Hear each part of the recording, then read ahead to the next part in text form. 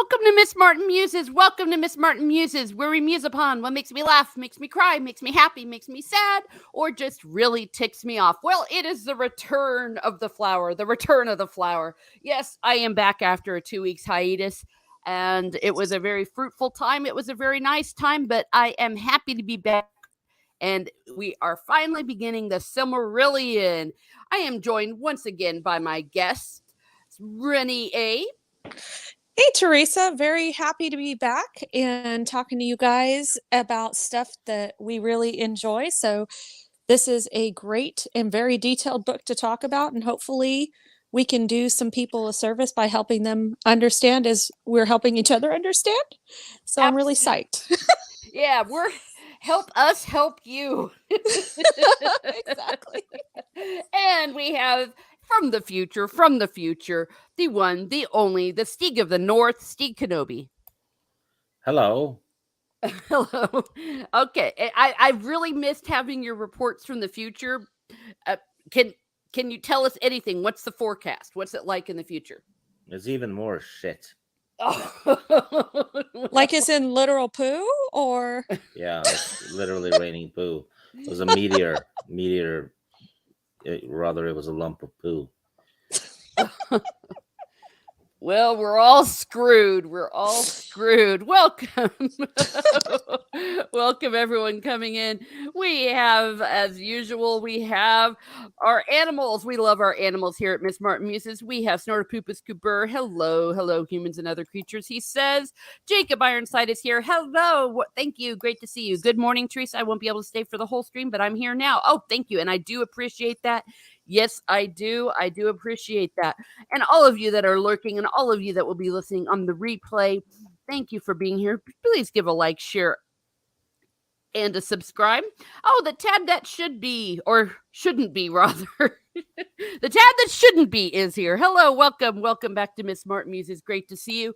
We have Shane Nolan. He's also from the future. I guess he could tell us if the meteor made of poo is fake news or not, since he is only 1 hour behind you, Steeg. Potato Revan. Hello, Potato Revan. Great to see you. It is I, Potato of Revan, Lord of the Eldar, the one above Iluvatar. Oh, well, be careful, because that leads to pride, as we're going to talk about today. I'm greater than the first and better father. Whoa. And Rennie is my boss. Oh, okay. Well, we can handle that, I guess. You don't want to mess with Iluvatar. Howdy. Hello, Keck44. Thank you. Welcome, everyone that is here. I do appreciate you, and you all are awesome. I'm really excited about this, because getting back into the Silmarillion, it just reminded you of how deep and unbelievable this lore is that Tolkien has. It reminded me of a mythology of almost biblical proportions. And the background and the way he wrote it and everything, it really was a lot of fun. And the good news is I still have all my notes from it. So yay. Oh, yay. And side note, it turns out the book I bought on eBay is a first edition. Oh, yes. That was fierce exciting. I don't know if it's a first print, though, but it's the first edition. Mm-hmm. So, yeah, I got it for I think it's around $5. Woohoo. Well done. Well, if it was a first edition, it would not have been $5. I mean, sorry, a first printing, rather. Well, here's the thing. The first editions of the Silmarillion are not difficult to come by, because it's they printed a lot. Yeah. So Lord of the Rings and The Hobbit, those first editions are rare. But Silmarillion, that was poured out. Oh. So looks like the first editions aren't even that expensive. Well, dang. Well, there you go. But hey, that was it was fun to wake up to that news. It was definitely fun. I now have the ability to blackmail Tolkien fans that I know. Wait, how would that be blackmail? Do what I tell you, or I'll pour milk on my first edition Silmarillion. But you've already done that. I was going to say that already happened. No, that was a joke. Oh! That was just to fuck with Gravemaster. Oh, gosh. Oh, poor Lady Gravemaster. You always tease her. Oh, all right, antiderivative Jill, hello. Thank you for being here. Good morning. I didn't realize this Jill. was starting this week. Still need to start reading this. Do you read a predictable amount of pages each week? Good question. When I'm doing these rereads for the stream, I tend to reread what I'm going to be covering the following Saturday. So I have only read the first 2 chapters, for example, or the first 2 prequel things. It's not exactly considered the start of the Silmarillion, the origin stories. I do try to read an average of 50 pages a day in general because of my mental health. I have found that since I started doing that, it's made me a happier camper, and I'm doing that with the Feist series.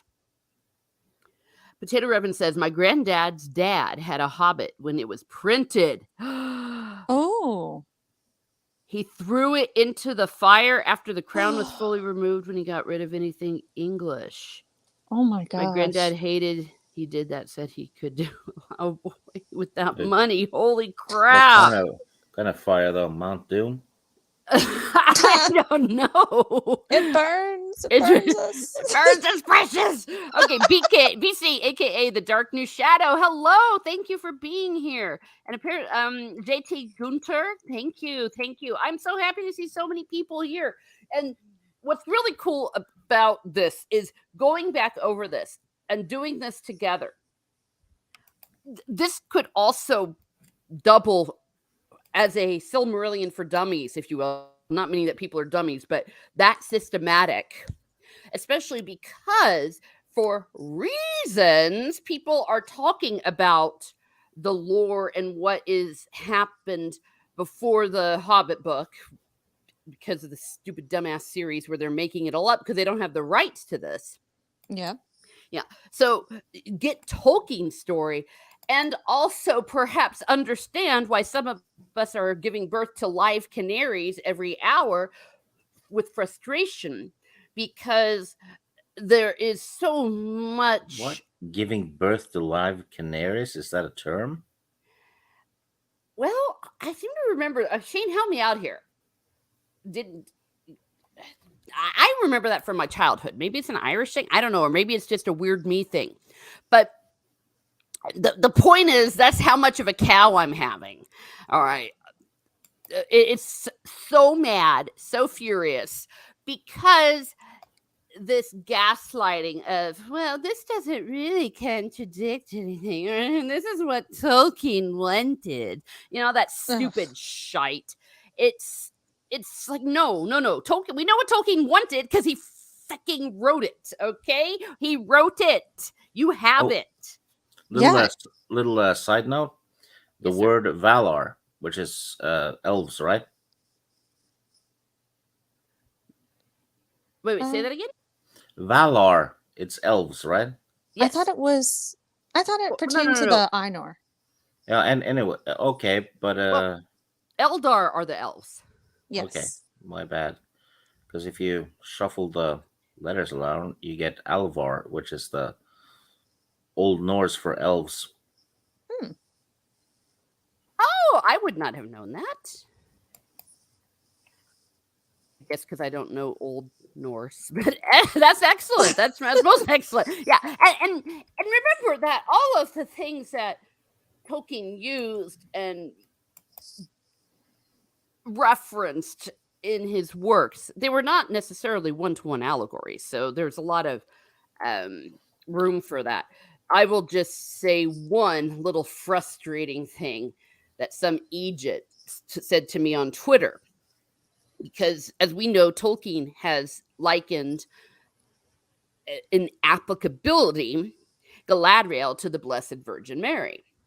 And then this idiot says, obviously he didn't because Galadriel, wasn't a virgin when she had her children. And I just was like, oh my God, just because he said there's some applicability in the role she plays, he wasn't saying she was the Virgin Mary. Just that stupid dumbass. That's what Tolkien meant when he was not a one-to-one, but he said that there could be applicability in, as he said, the order of grace. That's just one example of where people just have some brain dead logic, and I'm very frustrated about it. On the other hand, I have also learned that trying to convince or discuss these things with people on Twitter is worthless because they don't really want to be shown. They really Oh, don't want to be shown. No. I've been seeing people, including people who don't like Disney, by the way, or rather Disney Star Wars, say that the balance in the Force means 2 Jedi and 2 Sith. So I'm like, why do you need a prophecy for that? Because if that was the case, the Jedi should have all killed themselves except for 2. Then there would be balance again. Exactly. Oh my goodness. The Great. people are retarded. And now Tolkien fans are going to find that out too. Yeah. Retardando. Speaking of which, Potato Revan comes into my rescue. My granddad used to say it, okay? Because I remember saying this. The granddad used to say it. Yes. Jacob Iron Outside says he's it could be inherited a lot of books from Uncle. Shane Nolan says it's amusing they use Silmarillion and Unfinished Tales to justify this show, which they don't have the rights to. I know. Yeah, Right? exactly. Yeah, and sort of Yeah, people Valar says are it, of course. angels. Yeah, well, there's so many damn names in the first 2 chapters, and a lot of them have 2 or 3 names each. Yes. Yeah. So it's I was getting sleepy, and I'm behind on my sleep, and I had 5 pages left to read, and I got twice as tired. Well, there you go. Yeah. Well, I'm doing one of those. Reading the Bible in a year. I do that every year. I try to. Besides, also what I get in the 3-year cycle at church at Mass, and I found a lot of similarity between where I am right now in the Old Testament with all the, and then there was this person who was this and that and that and this, and then there was this person who was this and that and that and this. And yes, it can be very relaxing. So all of you who are having trouble going to sleep, go ahead and read some of this, but it's the best kind of a lullaby. Speaking of lullaby, we're going to get into the music in just a second, but I have a few more comments. Shane Nolan, Miss Martin Muses, yes, Canary, that's a thing. You see? I have 2 people confirming it. Thank goodness. I was starting to think I was insane. I thought everyone said Canary, but apparently it's only an Irish thing. Potato Revan says it's an Irish Islander thing, which is its own mini culture. They are the last of the Celtic population to come Irish, and they still have an elected traditional king, and he has zero power or anything. Yeah, fancy. Yeah. So there you go. I was in Cork. I don't know if that counts as an Islander thing, but Cork is a noun, a verb, an adjective, and a way of life. Snortapupus Kubur says Old Norse, Old English, and Germanic languages in general. Over the Tolkien expertise. Shane Nolan, he was an expert in Old Norse. Yes. Jacob Ironside, Nice. I have to leave early. I thought I might be back. Okay, no problem, Jacob. I'm just so glad that you do come in and that you're very supportive and you are awesome. You know what? If they had used bigger birds, it could end with a bad owl movement. Don't have an ostrich, man. Yeah, that's when you go berserk. Oh no! And as usual, we are starting off in fine form. Timon Flip is here, all the way from Brazil. Hello, I Timon. guess flip them the bird means you're mooning them. Look how angry I am. Here's my ass. Well, I mean, people do that anyways, but yeah. Yeah. It was. I love it that y'all are talking about the different islands. I'll tell you what. I miss going to Ireland so much. Stupid fucking COVID has curtailed my international travel. I have not been to those particular islands, but my next trip is actually going to be in the northwest of Ireland next time I go, because there is a school there where you can study the Irish harp, and I want to do that. Oh, that's cool. Yeah, I have an Irish harp. I just don't really play it very well, but you can do an immersive 2-week course there. So if I can manage to find a way to get there, because the trains don't go there because it's in the middle of nowhere. And I do not drive in Ireland at all. I don't want to pull a Matthew Broderick, if you know what I mean, because it.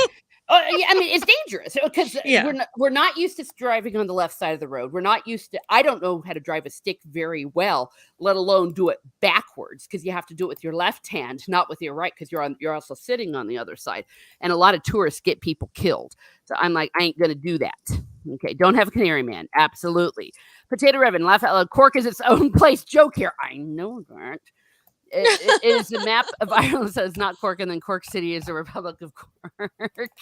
Exactly. Cork is the Texas of Ireland. And I do have a t-shirt. I have magnets. I even have, my hurling stick, and of course the Cork Football Club. Donegal. Yes, it is up around there, but out in the middle of nowhere. Okay. Stig is winging. Stig is winging it with the bird puns. Well done, Snorted Poop. Well, thankfully, everyone's unfeathered by it, and nobody's crying foul. Okay, well, this is an amazing reunion. I'm loving this because you all are awesome. This is Beak Entertainment right here. Oh dear. You can bill us for it. Sorry, just egging you on. Oh my gosh. Holy crap, Beak. Oh my gosh. Let's see. I'm going to try to spell this here. Ainulindale.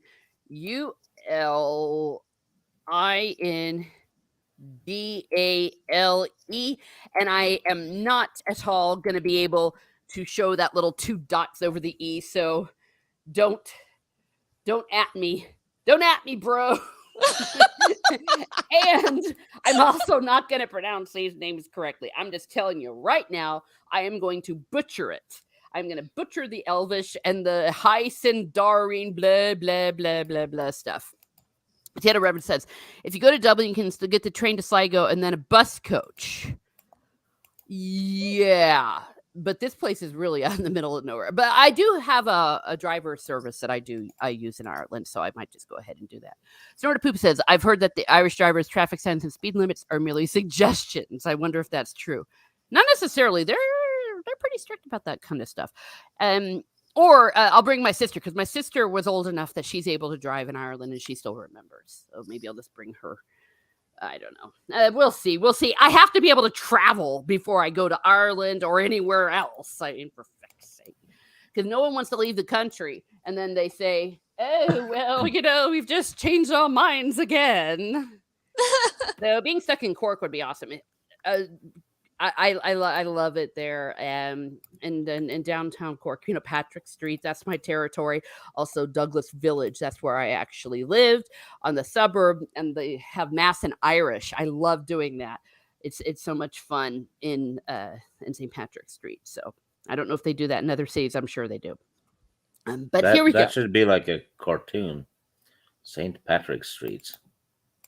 Oh, yeah, or it could be a soap opera like Coronation Street. Yeah. No, St. Patrick Street is fantastic. It's absolutely fantastic. That's usually where I stay, because also at the top of it is the bus station and the tourist area. Oh, he's in Waterford. Okay, Waterford, Christard. I have been there. I've been everywhere in Ireland except for Northern Ireland. When I was a little girl, it was the 80s, so for kind of obvious reasons, and then I just never really got up there. Potato Women said all our signs and things are in English and Irish. Yes, they are. And instructions are as well. And there's always like the weirdest thing that happens to me whenever I go back there, and they start giving announcements in Irish. And I'm like, I understand that. Why do I understand that? It's really weird how the language kind of comes back to you, but you can't really know you have that. We have our own soap in English, Fair City, and Irish Rosna Run. Okay, well, there we are. Okay, enough about Ireland. We need to get into in the beginning. And it's not, he doesn't use the word in the beginning, Tolkien. Ainulindalë, the friggin' first part of the book in the creation. He doesn't say in the beginning, but he goes, there was Eru, the one, who in Arda is called Ilúvatar, and he made first the Anur, the holy ones, that were the offspring of his thought, and they were with him before aught else was made. So there you go. That in the beginning there was Eru, there was God, for lack of a better word, And before the beginning of the ages, before there was anything, they all were there. Very biblical kind of language. And he spoke to them, propounding to them themes of music, and they sang before him, and he was glad. So the music of the, gosh, the Ainur, am I saying that right? I think so. That's how I I say it in my head. Ainur. Ainur? Thank you, Steve.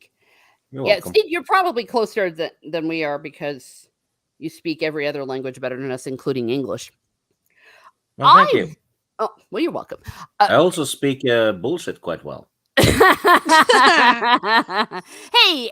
Snorter Poopers, how did you get those two E's over there? Well, what did you think, Rennie, when we're talking about this? The beginning of everything, the way that God in this territory creates things out of music. I thought it was a very interesting thing to do and very different approach. I know, like we talked about in the past, the songs are not my favorite thing, and the Lord of the Rings or the Hobbit books, but you don't really get the words to the songs. You just know that they're, I don't know if they're just singing or if they're like, it's more like a humming or whatever, but it's just kind of interesting because this is how they bring about the creation of Middle Earth. So it's kind of interesting to see because whenever he shows them, well, this is what your songs produce, they're like in awe. It's really cool. It's like, oh, didn't realize that's what we were doing, you know? Mm-hmm. So it's kind of a neat idea and a different approach to things, in my opinion. But yeah, I really like these first two. I don't know if you would call them chapters or introductions. But yeah, it's very interesting to see how Tolkien's mind worked in this way. To me, this is very similar to Greek mythology. I see Eru or Iluvatar as Zeus. Mm-hmm. But yeah, I very much like the approach of, singing everything into existence, and they didn't even see anything until he actually gave them eyes to see. So I don't know. Pretty cool. Yeah. Pretty cool way of looking at things. Yeah. So therefore, Stieg, you're just a hater for not liking the songs. Yeah, it's like from the very first damn page they're singing. I mean, did you expect any less? No. At least they didn't say the song, though. Like, you know what I mean? It wasn't like in verses. It was just, you just know that they're singing and bringing things into creation. Yeah, they probably didn't even have words. Good point. Yeah, and it's something that is ineffable. You cannot really describe what this music was like. This music that is so great that it brings about creation.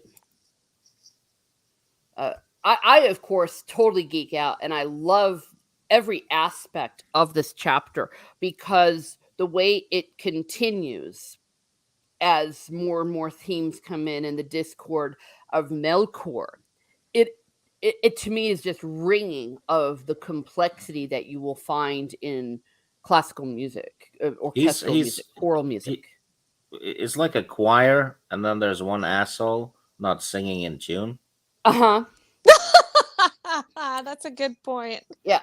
And the person who doesn't sing in tune is the one that wants to sing the loudest. Yes. Yeah. Mm-hmm. There is also an aspect of it that you run across with choral works where someone, it's not necessarily that they're singing out of tune, but the timbre of their voice is different than the others, particularly if it's a very broad, very ringing kind of timbre to the voice that will naturally stand out. And if you do not blend or temper your voice within the choir to blend in, it's also seen as an asshole move and quite often an act of pride. So there you go. And yeah. So, which is, of course, what Melkor the asshole does. It's like a counterpoint in classical music. Yes, similar though, but counterpoint, you see, is it actually works together. with the music. I see your analogy, but it's like counterpoint that is not working within the genre. It's like if you're doing the analogy I like to think of is you're playing the second movement of Beethoven's Seventh Symphony, and simultaneously some a-hole comes in with the solo part of Beethoven's Ninth Fourth Movement. He's going da da ba da da da, while everyone else is going la la la la la. So it completely ruins it in completely different tune, completely different work, and it's prideful. Look at me, you stupid asshole who I hate having in my choir. Not that I've ever had that experience. And I also know about it because my voice is very large. I am a very what they call sometimes a Wagnerian soprano, and so I have to work extra hard to temper that, not only with a choir but when I'm with a congregation, because I know it would make me an asshole if I were to sing full voice and ruin it for everybody else. Tolkien also says somewhere, says Snortopupus, that the closest we have to the music in narrator is the sound of the ocean. Oh, yes. Yes. So it's like a new wave kind of thing. Yeah, I love the Seventh. I know. I love it. I had the pleasure of actually performing it. And that's another part of it that for me, in my bias, I was really seeing him describe what it's like to either perform a great Beethoven symphony, or even if you get to see it live, that there is nothing this side of heaven that is almost divine. And recordings do not do it justice. The tad that shouldn't be said. Interesting note: in Catholic canon, the angels are literally divided into choirs based on the proximity to God as they sing. The Iron Earth song is reflective of that compliance with this Catholic faith. Yes, so it's not canon. I'm going to be a little bit Catholic explaining here. That's a little bit different, and that it is pretty clear from tradition with a capital T that there are some angels, obviously, that are more important than others, and it developed into some of the writings on the 9 choirs of angels. But none is as great as Michael, and we're going to see that he has a counterpoint in it. Potato Revan says, sounds like Gregorian monk chanting. If you hear it one place, you can pick it out. One out of place, you can pick it out. That's a very good analogy. Yeah, Gregorian chant. Yeah, you listen to Gregorian chant. It sounds like one voice, but you can tell it's not.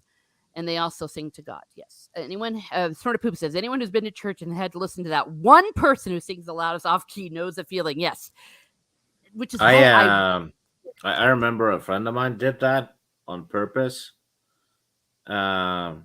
Just singing loud word-ish noises in the middle of the song at random, and he made the priest sing. Basically, made the priest lose track of the song. It was epic. He got pissed. Priest. Was it you? No. Oh, it was not. Well, you know how people say my friend or asking for a friend, you know. Yeah, no. I own my shit. That is true. Yeah, you'd have been very proud of it. Timon Flip says, I always imagine the creation of the book like those old cartoons of orchestrated music symphony set. Yes. Yeah. And another example would be if you've ever been to an opera live. Like, you can hate opera all you want, listening to it and all that, but if you go live to a full-scale opera, it's unlike anything you've ever seen. Even people that hate opera love it. Like the Ring Cycle. If you've ever seen any of the Ring Cycle live, you really feel like you have been transported into a whole other realm of existence. It is so unbelievable, the music that Wagner did, of course, which was based on, at least the story was based on, his Norse mythology. That's another good example. You have Brunhilde doing her solo, her big, that thing. Imagine that, and then some asshole comes in and starts playing the Ride of the Valkyries, and everyone's like, "You're messing up everything. Shut up. You're ruining it." Yeah, exactly. That's Melchor. Melchor's that jerk, but he's also that jerk in church that sings too loudly. Or so help me, sometimes choirs have started using microphones. I'm like, oh my gosh, you don't need a microphone. First of all, if you can sing, you don't need a microphone for a choir. Number Yeah, two, you definitely don't need to acquire that. no, but also if they're mic'd, I've seen this. The congregation doesn't sing very well because the choir is too loud. They're coming through the loudspeaker, so it actually discourages singing. Potato Reverend says it was Rennie. I was there when she got locked in the closet for 5 years and only taken one time a year and shown the sun as she gets scared. Okay, I'm not entirely sure what that is, but okay. So anyway, so they were so awesome. They did this, and that when they were doing the music, that the Einar, that they were able to share in the mind of God and in the understanding of their brethren, they grew but slowly. And check this out. As they listened, they came to deeper understanding and increased in unison and harmony. See, and he uses harmony as well. Now, harmony is when you're singing two different parts, but they go together. Like you have the tonic and you have the mediant, or the tonic and the dominant. It has a pleasing sound. It makes a chord. It's not dissonant. And Melchor is the dissonant. Well, and you're working together, instead of against each other, like what he was doing. Yeah, and it makes a pleasing sound. And the rest of them literally has a hive mind. Yeah, that's a very good analogy as well. Yeah. And so they all come together, and Iluvatar called them a mighty theme, unfolding from things greater and greater, more wonderful than he had yet revealed. And the glory of its beginning, the splendor of its end, amazed the Einar, for they had bowed before the Iluvatar and were silent. See, that's another thing. Silence is also music. It's that probably Stig's favorite kind of music, if I understand you correctly. Oh, I like listening to music and all, but I don't like reading music by people singing when there's enemies 50 feet away from them that they're trying to avoid. Yeah, it's like breaking out into the music of the night when Jason Voorhees is trying to find you. Yeah. Where's your mind? Okay. I can just picture running from a guy with a machete or with a cleaver, or something, and just singing your ass off. Every time I see stuff like that, someone screaming and giving away their position and all that, I just want that person to die. It's like, well, you kind of brought it on yourself, okay? Yeah. Or like in Beauty and the Beast, when they're going after the beast and they're all going, kill the beast! Yeah, let's sing! And then they're all like, hey, look, the people are coming. Yeah. Oh, yeah, you tipped them off. Yeah, but in all seriousness, silence is a part of the music. That there are, often it's even written into the music where everyone is quiet, like there'll be a rest. And a rest is also a part of music. And also in liturgy, there's pauses that need to happen. So silence is also something that is holy. And the beginning and the end that Iluvatar is saying is like the beginning of the dawn of time to the end, which is the end of the world, called the apocalypse in Christianity, Ragnarok in Norse mythology, and sure there's all sorts of other things that I can't think of off the top of my head. And then Iluvatar says, of the theme that I have declared to you, I will now make ye in harmony together a great music with a capital G and an M. And since I have kindled you with the flame imperishable, that's also capitalized, immortality, ye shall show forth your powers in adorning this theme, each with his own thoughts and devices, if he will. But I will sit and hearken and be glad that through you great beauty has been wakened into song. See, that's poetry, man. Yeah. Oh, gosh. But also the showing that God or Eru or Iluvatar is cooperating with people in his plan. He's sharing it out. He's not just holding it all to himself. He likes us. Potato Reverend says, are there more Valar beyond the universe who are just as powerful? And if so, why did Iluvatar never send him en masse to deal with Sauron or Melkor? Well, that's one hell of a question. Yeah. It's like, why don't the eagles come and save them at beck and will? Why in our world, why does God allow good things to happen to bad people? Why doesn't he stop disaster from happening? That's a question for the ages. Maybe because he knows it's gonna eventually end well. Yeah, and sometimes you have to let people make decisions for themselves and help themselves out. If you constantly help them, they'll never grow and they'll never learn.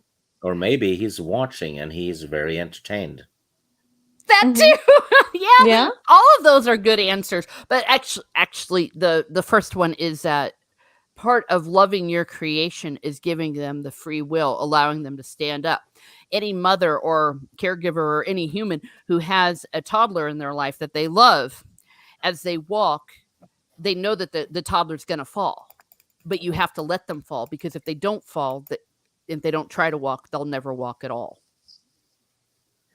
Snortopoopas has a good answer here. There were Einar who never entered Arda, the world. The Valar and Maiar were the Einar who did. Tolkien never said how many Einar there were. Yeah, I think just like the angels, they are innumerable. Hello, Luffy is God. He says, I've seen Carmen Pagliacci and Der Fledermaus live. Opera is an amazing music. Yes, holy crap, it is. You will be transported into another world with opera. Unbelievable. Yeah, the Fledermaus. Holy crap. Yeah, I've played Fledermaus. Is friggin' deadly. Deadly difficult, but very satisfying. Tad says, there are an unknowable number of Einar in the void outside the universe. The ones who went in the universe did so to complete their part of the song. And yeah, because the eagles are too big, Sharon would see them. Well, yeah, that too, but I'm talking about philosophically. So they have this kindle of this flame imperishable, and that through you, great beauty has been awakened into song. So see, Steve, you're just a hater for hating song. I just don't like them, like I said, next door to the Nazgul. Yeah. Well, maybe that's what scared the Nazgul. No. Yeah, because you can sing, but they can only like scream or talk in the voices of death, Do you think the Nazgul were afraid of the water because Ulmo is there? Yeah. Oh, yes, absolutely. Because Ulmo is terrifying to men. Yeah, let alone to the Sauron. Yeah, and the powers of the water. Well, holy crap. You people everyone's smarter than me. These are great points. Anti-derivative Jill says, yes, some people don't understand why I don't always help my toddler right away with a physical challenge. I want her to learn. Eventually I'll help if it's taken a while. Well, yeah, I mean, you don't want the kid to sit around and cry all day. Unless you're Stieg. Snortopoopas Kubur says, Eru keeps reminding them that everything they do for good or ill ultimately redounds to his glory and will fulfill his vision. Melkor can't quite grasp the concept. Yes. And the reason why he can't is because of his pride. Stupid pride. Pride is a problem with everything. It's the root of vanity. It's the root of narcissism, envy, assholes. Okay. All right. And yeah, Luffy's God says eagles are the Americans. Fence setting. No, poor Americans. Yeah, I know. There's some people that weren't so happy that we've waited too long to come into the war. And then the voice of the Einar, like unto harps, okay, and like unto. So there it's writing in a way that we can maybe in our little human minds understand. Harps and lutes and pipes and trumpets and viols and organs. And like unto countless choirs singing with words, beginning to fashion the theme of Iluvatar. And a sound arose of endless, interchanging melodies, woven in harmony. Yeah, so that's where you imagine, that's where the good counterpart comes in, Shane, that I was talking about, where just line after line after line, like a canon and variations and everything. I've sometimes sung a song where we all start out in one line and we get into like 12 different lines and it just all mixes together. And the echo of the music overflows into the void, and it wasn't void. So like the music was so friggin' awesome. It like gave birth to the world. I kind of picture it like the Big Bang, kind of, sort of. Yeah. That the Big Bang was... No, that's when when you have two grown worlds and they have sex together, and a smaller world gets born. That's the Big Bang theory. Oh dear. Now, before you laugh, the analogy is apropos in my opinion, because sex is a very big part of all creation myths and Yeah. stories, and that the banging is good. And let me put it this way: when everyone has a happy ending, really cool stuff happens. Oh yeah, you ain't wrong. Yeah. Well, yeah, but to the point that there was even a belief in the Middle Ages that both parties had to have a happy ending for conception to take place. Now, we know scientifically that's incorrect, but the thinking behind it was logical if you're looking at The Einar are sperm cells. okay, but then who are they banging? They weren't banging anyone. Yeah, well, they were banging their music. These are all symbolic stuff, anyways, and they're not Head, one to one. head banging.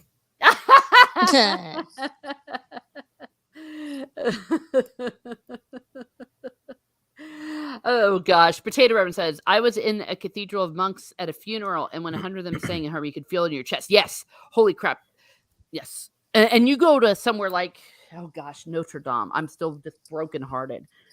I went to Sunday Mass there, and you got that big ass organ and all of that glorious music, and you realize they've been doing that for like 800 years. Yeah. Oh yeah, that one was arson.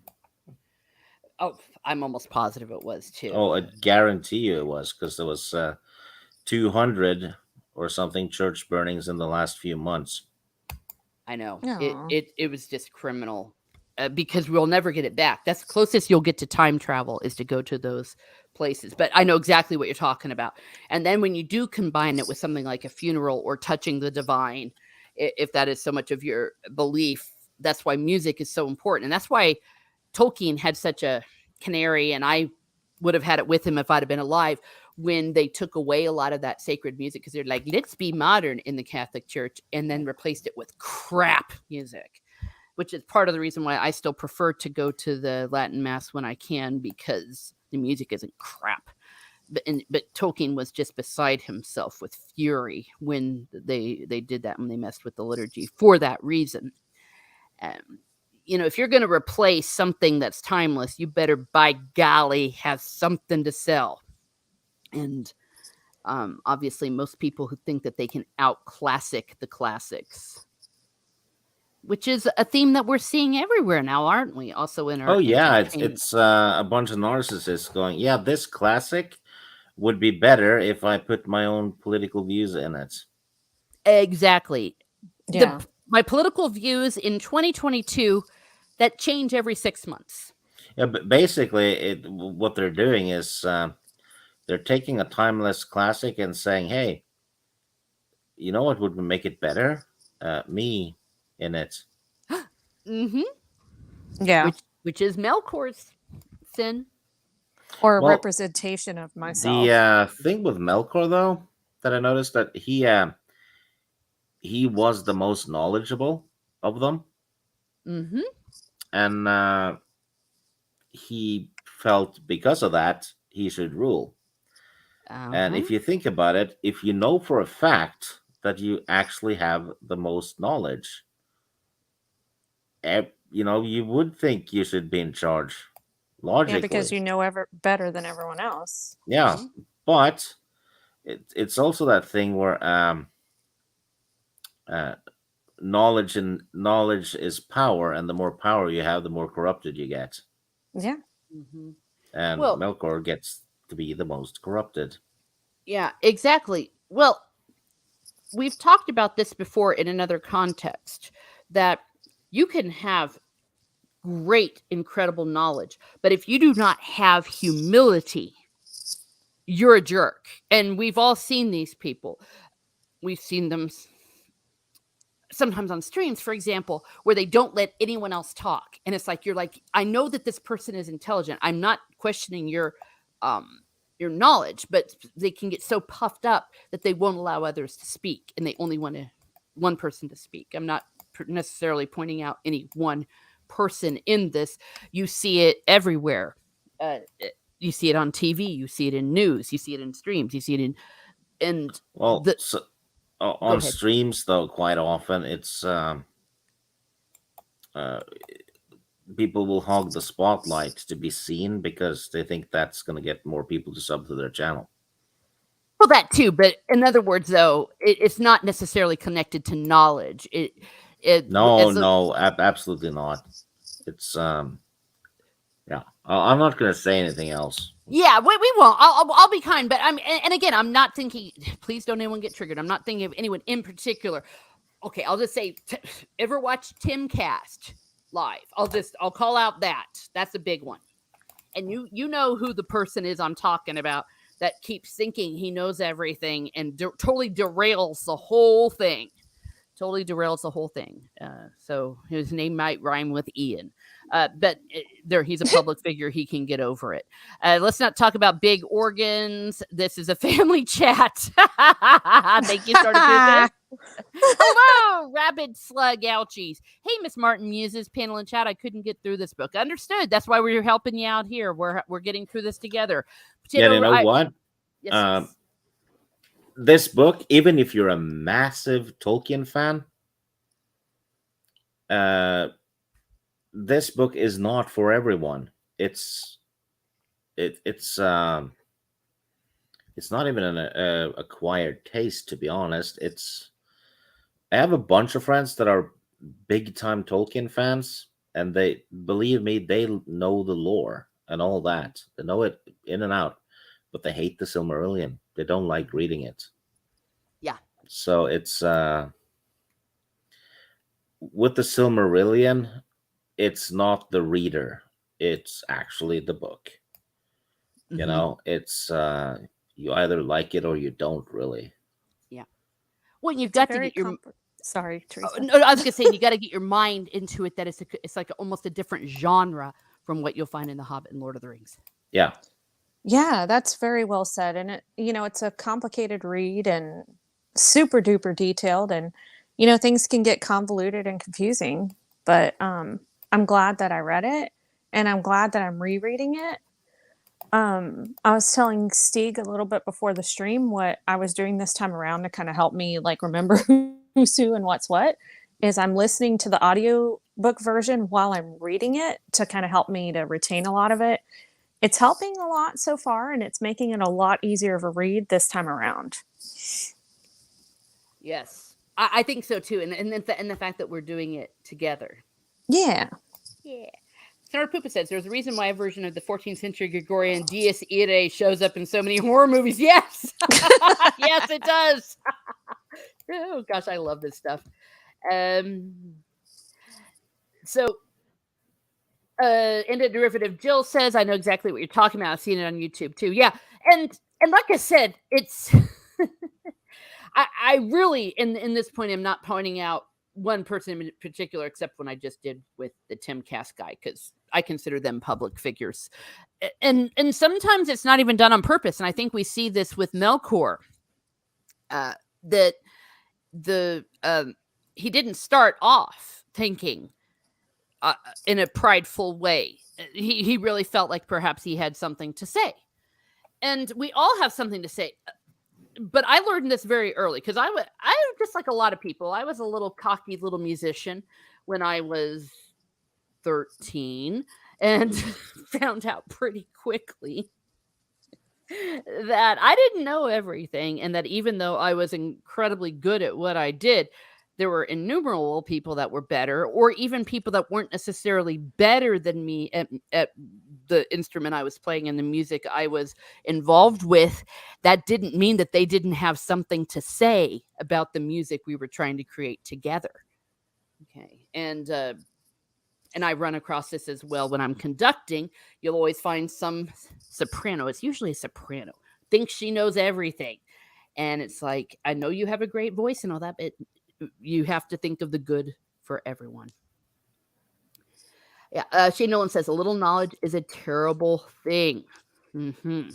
Luffy's God said music is used in creation, destruction, and praise to God, but the Notre Dame fire was set by Quasi. Oh no. Well, Yeah, you know what?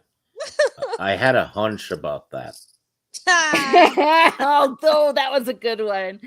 Okay, yeah. Sort of Poopas Kruber says one of the issues with the Silmarillion is that it's an edited version of a work that was never fully completed by J.R.R. Tolkien. His son had to compile numerous versions, try to make a whole of it. Yes, it was not completed by Tolkien, and Christopher did have to play a role in that. And even the finished Silmarillion is not finished because you get bits of it in unfinished tales.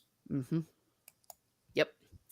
Good point, Shane. The road to hell is paved with good intentions. Yes, and speaking of which, everything's going great.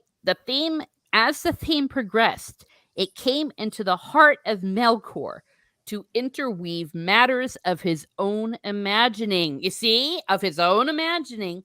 He thought he could be better than God, even because he was great and he's very gifted, but he just went too far, that were not in accord with the theme of Iluvatar, for he sought therein to increase the power and glory of the part assigned to himself. Boom. So, Rennie, knock it off. Look here, no. Yeah, but check that out. Yeah. What do you think of that? Yeah, no, I think honestly, kind of like what Stig said, the whole having more knowledge or knowing better. It's like, I actually think that this sounds better than what you guys are doing. So I'm going to go ahead and add my little spin to it and make this even better than what you thought it was. And I don't know if it's necessarily conceit or narcissism, or if it's if it's that along with his knowledge of everything, but for him, he had a higher or different sense of thinking and a different perspective, and he just didn't necessarily think what they were doing was great, and he decided to take it up a notch.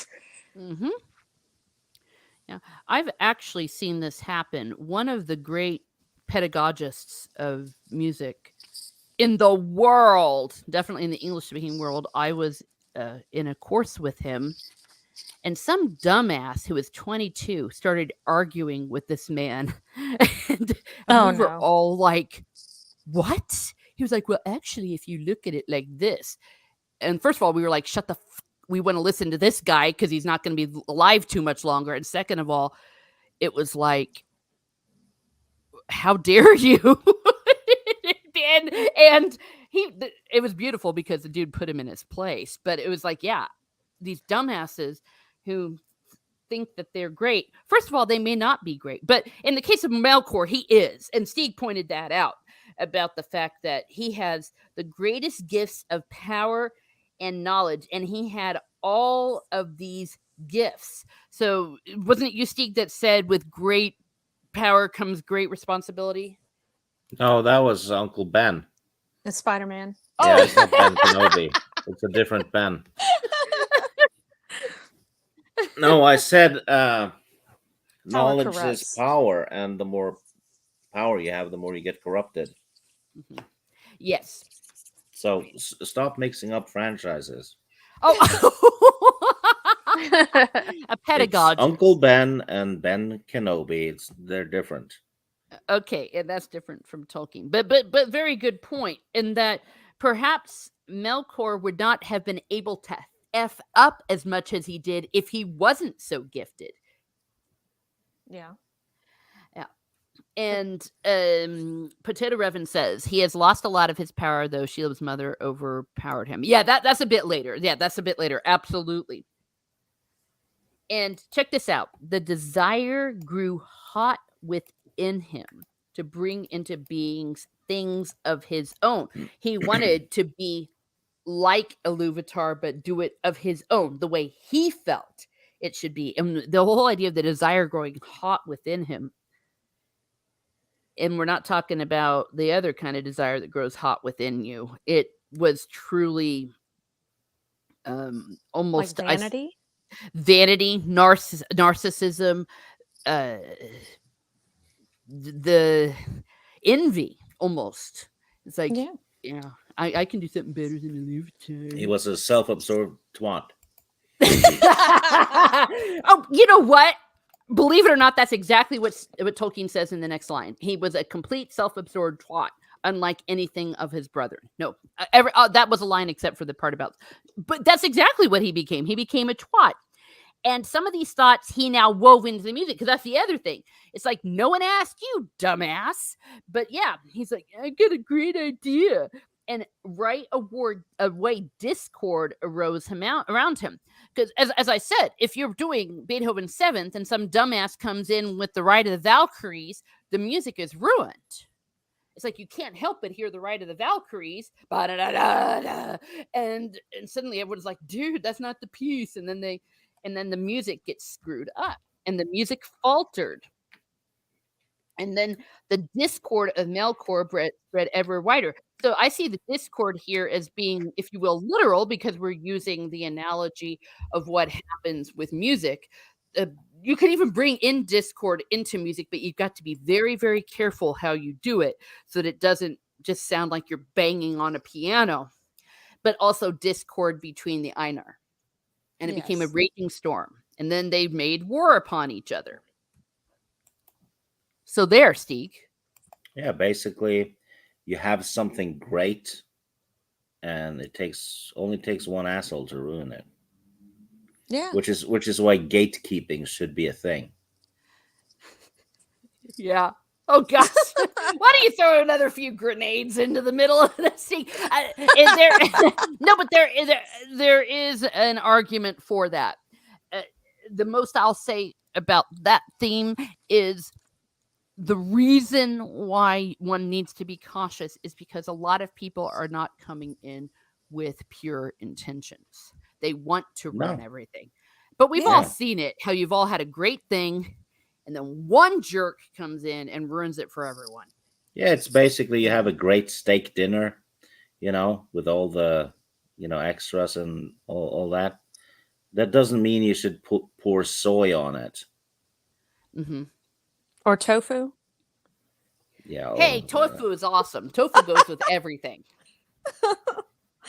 No. Yeah. But you know what I mean? Because one of two things happens when an a-hole ruins everything. You have people that start to yell, blah, blah, blah, blah, blah, or you've got people that tend to be me going, I don't want any of this crap, and I walk away. Either way, we have disunity, the harmony is broken, and there is now discord. And check this out. Iluvatar goes to create a new theme amidst the storm, and it gathered power and had a new beauty. But the discord of Melkor rose in uproar and contended with it. And again, there was a war of sound, more violent than before, until many of the Einar were dismayed and sang no longer. There it is, Rennie. Yeah. Yeah. It's all your fault. I know. I can't help it. You got to go with what you're good at. No.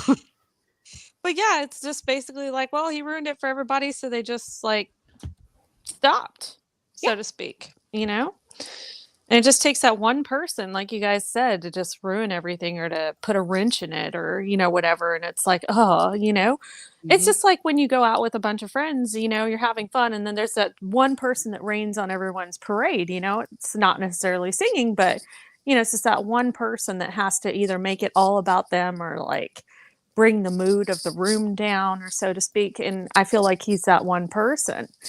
And, even though it might not have all been out of malcontent, it wound up causing a lot of strife, and, a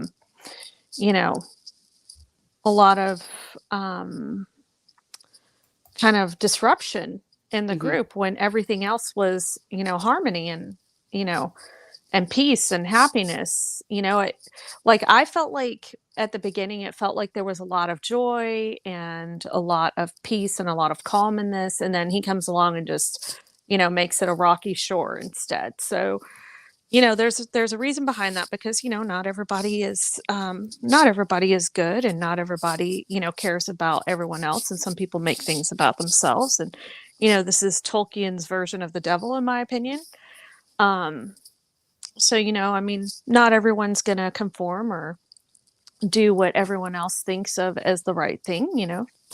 So you do have to have representation of that. It's just he really does paint that picture, and from the beginning it's like, I don't like this guy. Yeah. So yeah, he does a good job of painting that picture of Melkor. Yeah. Speaking of people that just come in and bring discord, Prince Lethal.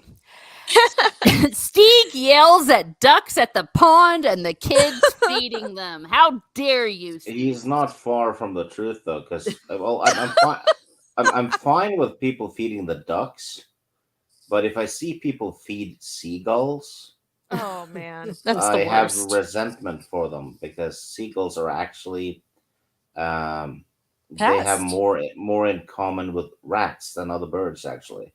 Yes. So if you feed them, you're creating a problem, and I find myself wishing that bad things would happen to them. Well, there you go. So you're saying that the seagulls are the ones that bring discord into the the people, the people feeding the seagulls. Yeah. Yeah. Lethal. To be fair, those ducks deserve it. That too. Nice. Oh gosh. So anyways, the Melkor is the one who keeps singing louder and louder, and everyone's like, shut up, man. He's like, no. And then a third theme comes from the Einar amidst the confusion, and it was unlike the others. For at first it seemed soft and sweet, a mere rippling of gentle sounds in delicate melodies, like Lethal. And then, but it could not be Lethal is a lot of things. He's not delicate. I say he is. I think he is. Yeah, he's a delicate. Yeah. He's a gentleman. I mean, he's sweet. He's sweet to me. Yeah, he just hates you. But he's not delicate. Well, no, not delicate doesn't always mean delicacy. Yeah, delicate. He's nice to people and all that, but delicate is no. He's not okay, delicate. Lethal, we're talking about you. You know what? We don't talk about people that they have. Well, you know what? Never mind. I was being nice and trying to flatter, because I'm just gonna shut up. What were you now. trying to suck? Oh. Yeah, I knew it was going to go there. That's why every time I try to say, I said what I said, and screw you, Stieg. Okay, so anyway, it gets delicate and sweet, and it a more rippling of gentle sound, but it could not be quenched, and it took to itself power and profundity, and it seemed at last that there were two music progressing at one side before the seat of Iluvatar, and they were utterly at variance. The one was deep and wide and beautiful, but slow and blended with an immeasurable sorrow, from which its beauty chiefly came. You see, beauty comes from sorrow, and sorrow comes from beauty. The other had now achieved a unity of its own, so he kept going until it was so big it was loud, and it was vain and endlessly repeated, and it had little harmony, and everyone's like, shut up, but rather a clamorous unison. You see, look at all these languages, like clamorous, loud, discord, little harmony, braying of trumpets upon a few notes. Gosh, this is annoying, and it essayed to drown the other music by the violence of its voice. And we've seen that, everyone's like, shut up, and the person's like, no, I'm not going to shut up. But it seemed that its most triumphant notes were taken by the other and woven into its own solemn pattern. And in the midst of this strife, whereat the halls of Iluvatar shook, and a tremor ran out into the silence yet unmoved, Iluvatar arose a third time, and its face was terrible to behold. Then he raised up both his hands, and in one chord, tonic, mediant, dominant, deeper than the abyss, higher than the firmament, piercing as the light of an eye of Iluvatar, the music ceased. Bye, Miss American Pie. Exactly. The day the music died. Thanks a lot, Melkor. Yeah. You suck. Everybody shut up. No. Oh boy. Meanwhile, they're all talking about Balrogs. Yes, yeah, Balrogs are here. Yeah, Jacob, you missed. Hey, look, it's Purple Valkyrie. Hello, she is sweet and delicate. That we can all agree upon. Yes. Yes, Steve always wants to argue about Lethal. No, it's just I don't think. I think Lethal's great, but I don't think he's delicate. Well, all men have a delicate side. Delicates don't. It doesn't No, I make don't. them like it doesn't make them less of a man to have a little bit of delicacy. And delicate's not always bad. Yeah. Yeah. In the context of music, I said, and then Illuvator spoke. Yeah, enough already. Because, like I said, we don't talk about people unless they're here in the chat or we let them on. Lethal derailed the stream. He's Melkor. There you go. Hey, he would actually be very proud of that. Okay, enough. Oh yeah. He's probably gone by now, so we need to quit talking about him. Mighty are the Ainur, and mightiest among them is Melkor.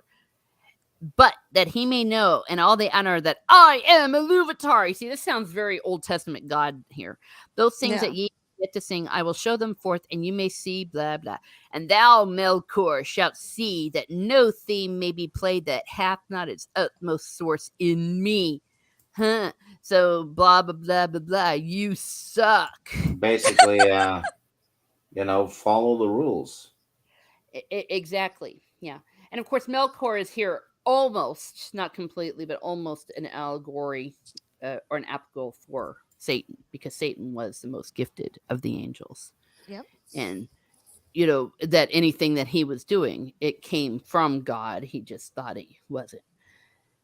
And then the Ainur were afraid, and they did not comprehend the words. And Melkor was filled with shame, of which came secret anger. You see? So he's still all pissed. Like, yeah, it's like, fine. Oh, speaking of which, speaking of discord in harmony, we have Lady Gravemaster. Did you just compare her to there we Melkor? go. Did you just? I feel like I just got insulted. I'm not really sure. It wasn't me. I didn't say anything. You sound terrible, Stieg. What's wrong with you? Be quiet, or I'll doodle in my Silmarillion book. You'd never. Oh, I would. Oh my. Ooh. Well, okay. Someone's testy today. I'll get you a brownie and I'll make it all better. Okay. Oh, there you go. Yeah. Well, we're just talking about how Melkor was bringing his discord from his own music, thinking he could be better than God and the other Ainur. And yeah, you compare me to Melkor? I really feel insulted.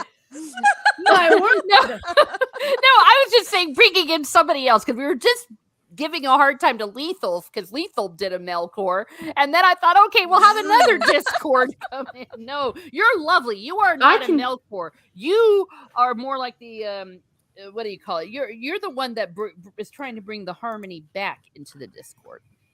That was a nice save. I see what you did there. I was going to say good save, Teresa. Yeah.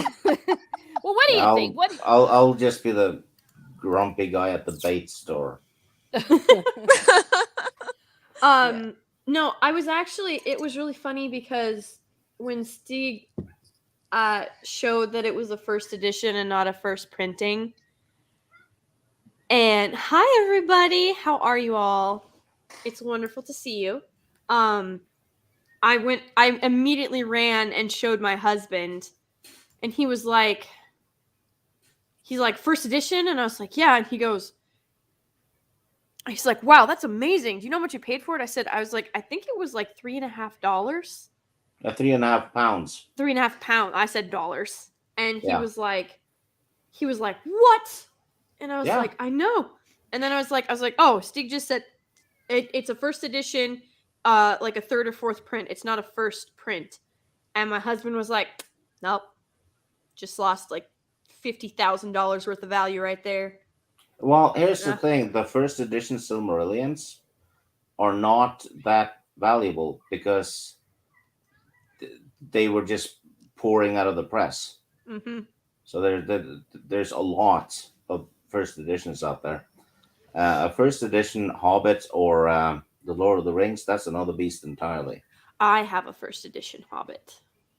Really? I do. Wow, that's awesome. But I try not to brag about it, and it stays locked up. I never take it out. So you don't spill anything on it. Yes, exactly. So I don't spill Yeah. milk on it, Stig.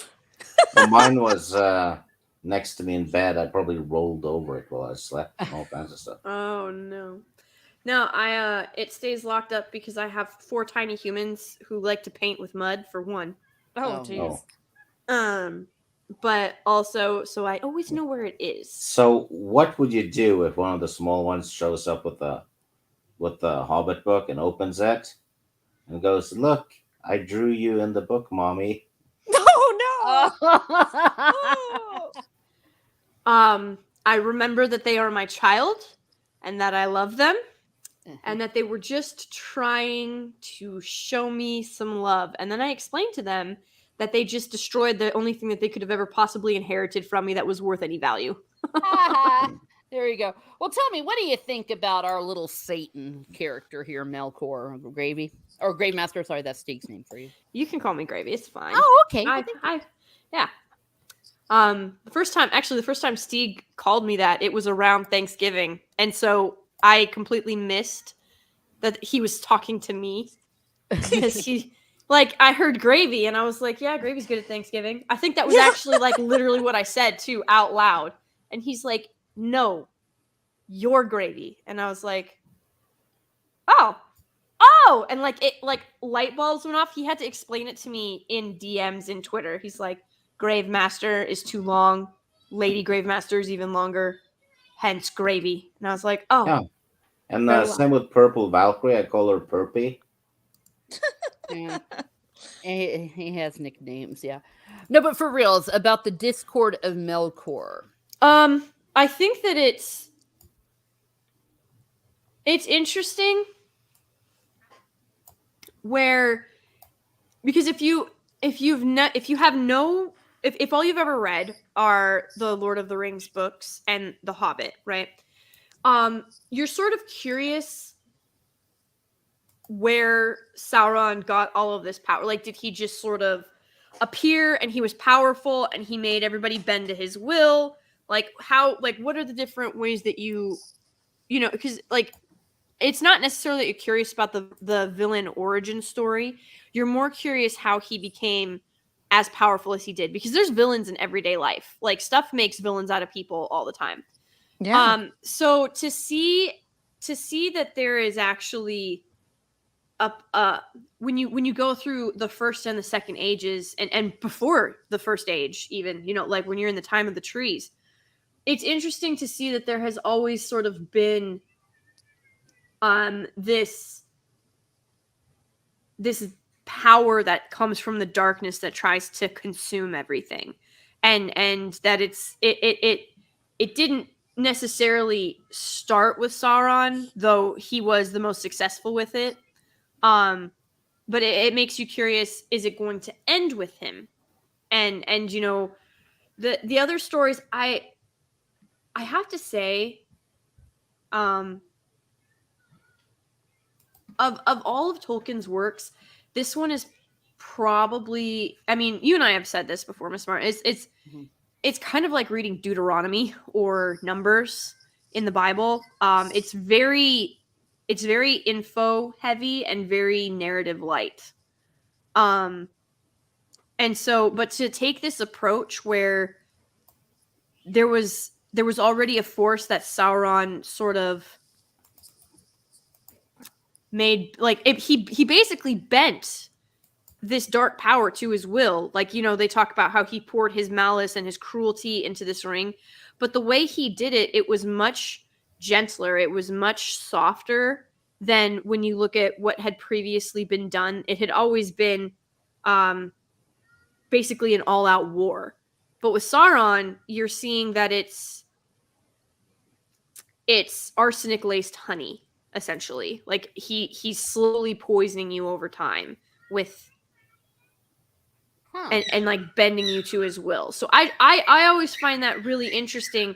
I don't know if that makes him more or less evil than Melkor, or if that makes Melkor more or less evil than Sauron, or if one or the other is technically more successful necessarily. But I always found the approaches that they used intriguing. Side note: I can hear Teresa's canaries. No, those are my cockatiels, actually. Yeah, the canaries I gave birth to, and I was so mad. No, that's a very good point, and that's even the way that Melkor kind of got going. He started off singing along with everyone else, and he's like, Yeah. "Hey, I kind of like my voice." He became that tenor that's in a choir, that starts singing. Yes. Just beg and listen to me, and then you're like. Tenors are the soprano ones of male singers, and I am a soprano one, and I'm like, no, I'm gonna call him mezzo because man, we have an attitude problem in the soprano ones. Yeah, tell me about it. When I became a soprano, like after my voice finished changing, I was like, no, I'm an alto, and they're like, dude, you're a soprano. And the first soprano, you're actually a great soprano. I'm like, no. And even now, I sometimes cheat. When I go to workshops, I'll say I'm an alto, so I get to sing alto. Well, for one thing, my voice really is too big. And it, that's just the way it is. That's the timbre of it. But the difference is that if I didn't care that I was overpowering everybody and running it, or like in a congregation, you've all been there where you're trying to sing a hymn and there's that one dork who's sitting there going, oh, and you're like, oh my gosh, we're not, it's not a performance.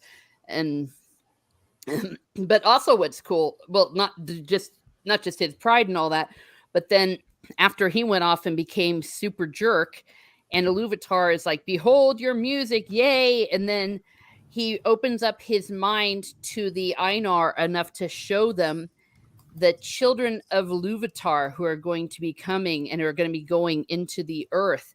And the Ainur all looked with amazement upon it. And in contrast, Melkor looked upon them with jealousy, very similar to Satan. Mm-hmm. Because they suck. And of course, the children of Iluvatar are the elves and the men. And then he tells us that the world, which the elves call Arda. And then every time I see Ulmo, I just keep thinking Elmo. Yeah. Could you see Almost Elmo fire. rising out of the sea? Yeah. Yeah, because this is the first time we see okay, maybe I'll call him Ulmo, so I won't. Yeah. And yeah, and then they do talk about the music of the Ainur more than any substance in this earth. It's hearkened unto the voices of the sea, yet they know not to what they listen. Yeah. Someone says, tickle me, Olmo.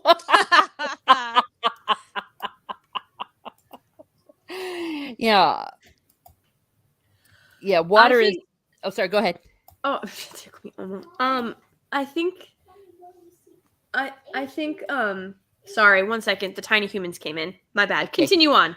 I was going to say, and then Olmo answered, truly, water is become now fairer than my heart imagined. Neither had my secret thought conceived the snowflake, nor in all my music was contained the falling of the rain. I will seek Manwë, that he and I may make melodies forever to thy delight.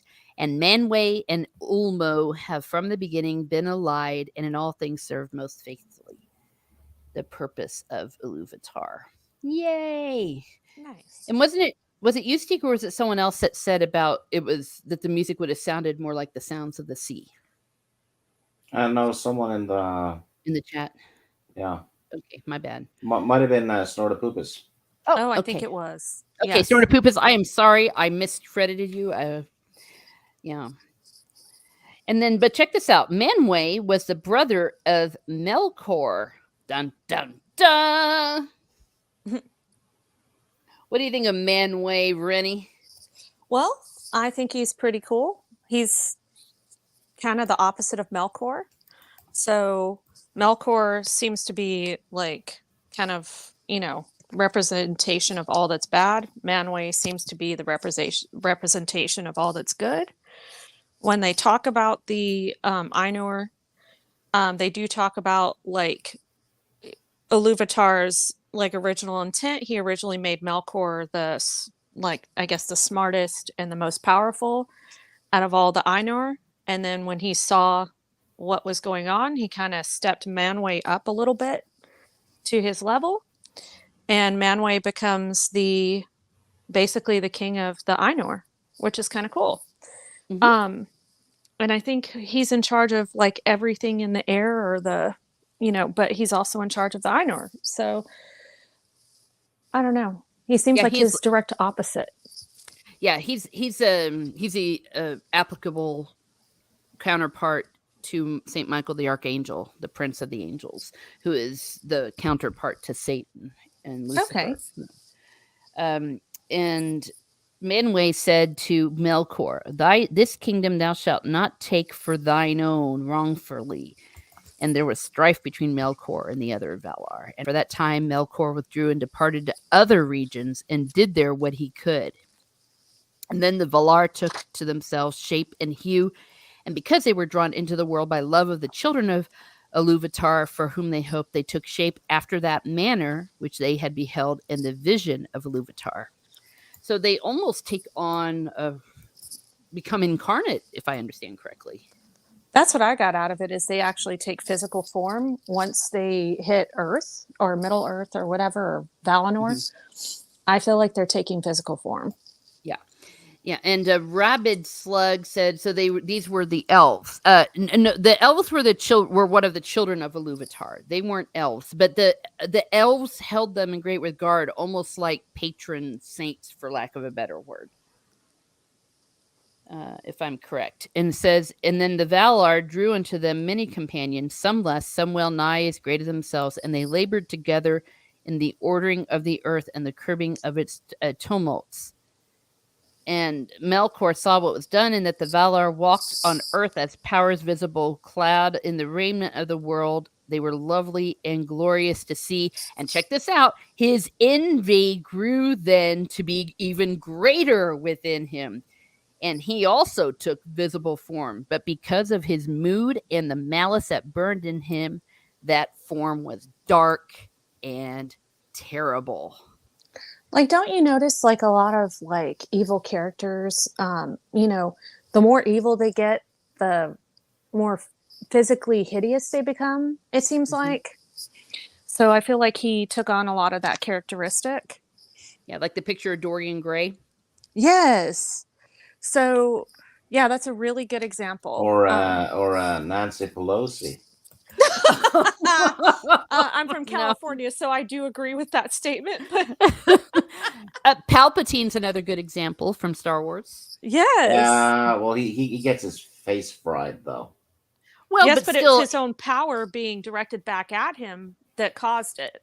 Yeah, and as he turns bad, he becomes evil, even though perhaps, yeah, you're right, it wasn't necessarily organically, but same idea. In other words, you're buttery if you're evil. Yeah. Gollum. That's a very good example. Gollum, absolutely. Yes. And the orcs, I guess. Yes, because they were elves once. Yeah. They were elves. Now they're fucked up. Yeah. And then, what's his face? Melkor descended upon Aldar in power and majesty greater than any other of the Valar, as a mountain that wades in the sea and has its head above the cloud and is clad in ice and crowned with smoke and fire. And the light of the eyes of Melkor was like a flame that withers with heat and pierces with a deadly cold. Damn. Ugly. UGLY. You ain't got no alibi. You ugly. So, yeah. So there you go. I think that is where you see some of the inspiration for Peter Jackson, the way he would show like Sauron and all them. It's very bleh. And thus began the first battle of the Valar with Melkor for the dominion of Arda. And of the tumults the elves know but little. For what has been been declared is come from the Valar themselves, with whom the I can't pronounce their name, spoke in the land of Valinor, blah, blah, blah. Yet it is told among the Eldar that the Valar endeavored ever, in spite of Melkor, to rule the earth and to prepare it for the coming of the firstborn. And they built lands, and Melkor destroyed them. So they did all these cool things, and Melkor threw them down. Melkor spilled them. And they, as soon as the Valar would begin a labor, Melkor would undo or corrupt it. And yet their labor was not all in vain. And all things were in hue and shape other than the Valar had first intended, slowly, nonetheless. So even though Melkor was trying, the habitation of the children of Ilúvatar established at last in the deeps of time and amidst the innumerable stars. Boom. So, Stieg, we have the Earth, I guess. Yeah. Yay. But Melkor keeps trying to F it up. Yeah, because you think at first, like maybe it's because he has a better vision. Nah, he's salty. So it's like, no, I'm going to tear down everything that you built because I don't like you. You suck. Yeah. Almost like that line attributed to Tolkien, evil cannot create, it can only destroy. Yeah. Good reference. Yeah. A question from Radic Slug. How many times have you all read the Silmarillion? For me, twice. Not as much as the other ones. I've read it. I think I've read it once, back when I was a teenager, but I don't remember if I read all of it. Yeah. On my first go round, I kind of read it twice because I had to reread and reread, but this is my second go round with it. Okay. Well, perhaps he'll give it a try again. Okay, there we are. Not good. So, as we come to the end of Ainulindalë, I probably butchered that. Stieg, what do you think about all this creation stuff? Well, it shows a hell of a creativity from Tolkien.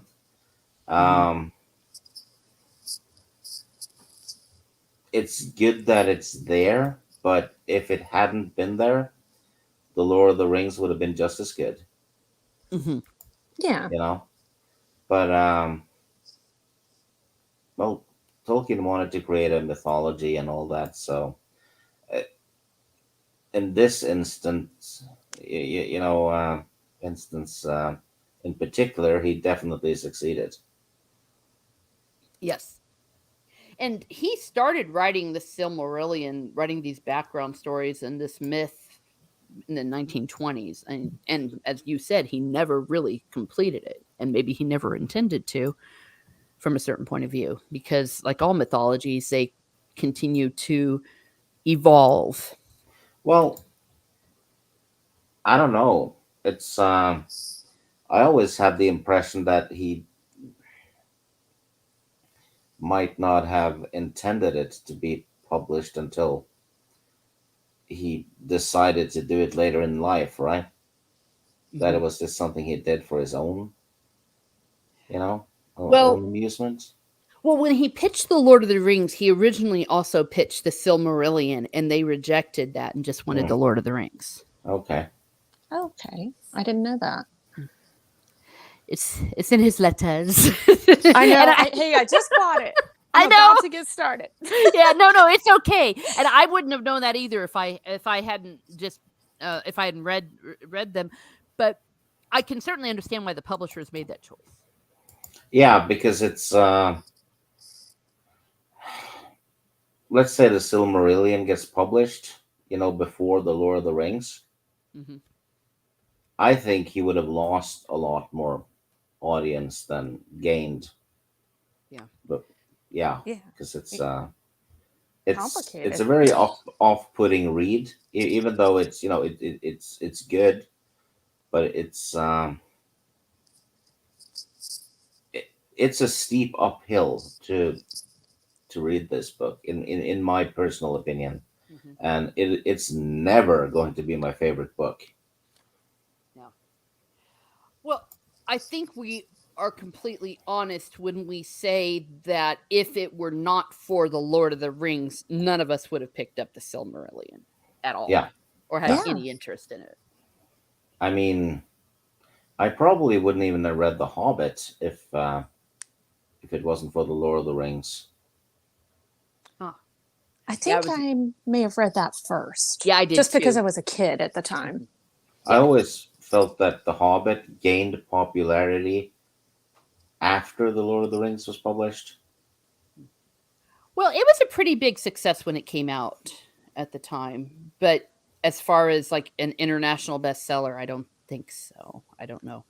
I think what popularized The Hobbit was that Rankin Bass movie, to be honest, because that's what got me into it. Not only was my mom into Tolkien, but what really helped me to read the books is like, oh, this is a fun, cute little movie. I want to read the book that goes along with this.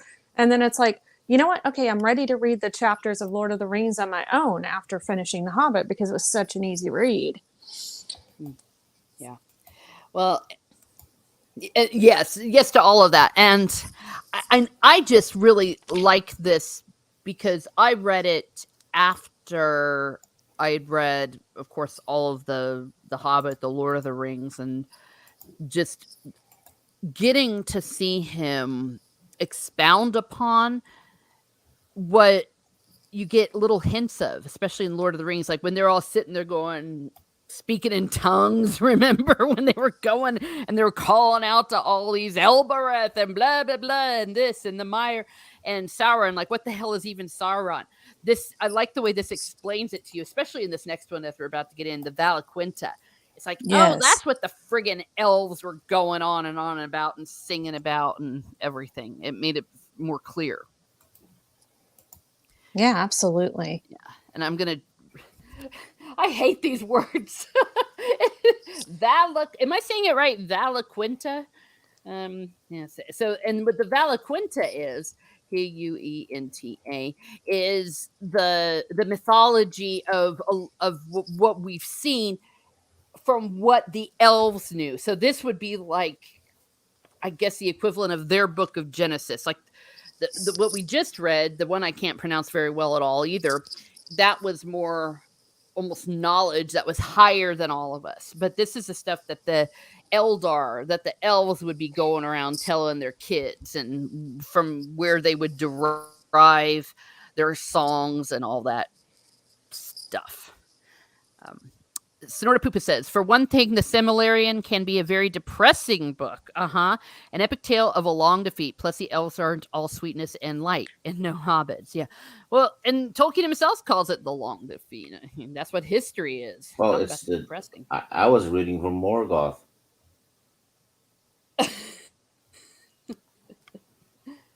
I mean, look at him. He's heavy metal. Oh my goodness. Death metal Morgoth. Yeah. The guy looks like a heavy metal album. You're right, he does. Yeah. He's awesome. Christopher Lee could have done a recording of it. All right. So we're going to go through the Valaquenta. This is a much faster read, and it's the account of the Valar and Mire according to the lore of the Eldar. And we hear the Mire here as well. And this one starts straight out of the book of John. It's almost word for word. In the beginning, Uru, the one who was in the elvish tongue named Ilúvatar, made the Anur of his thought.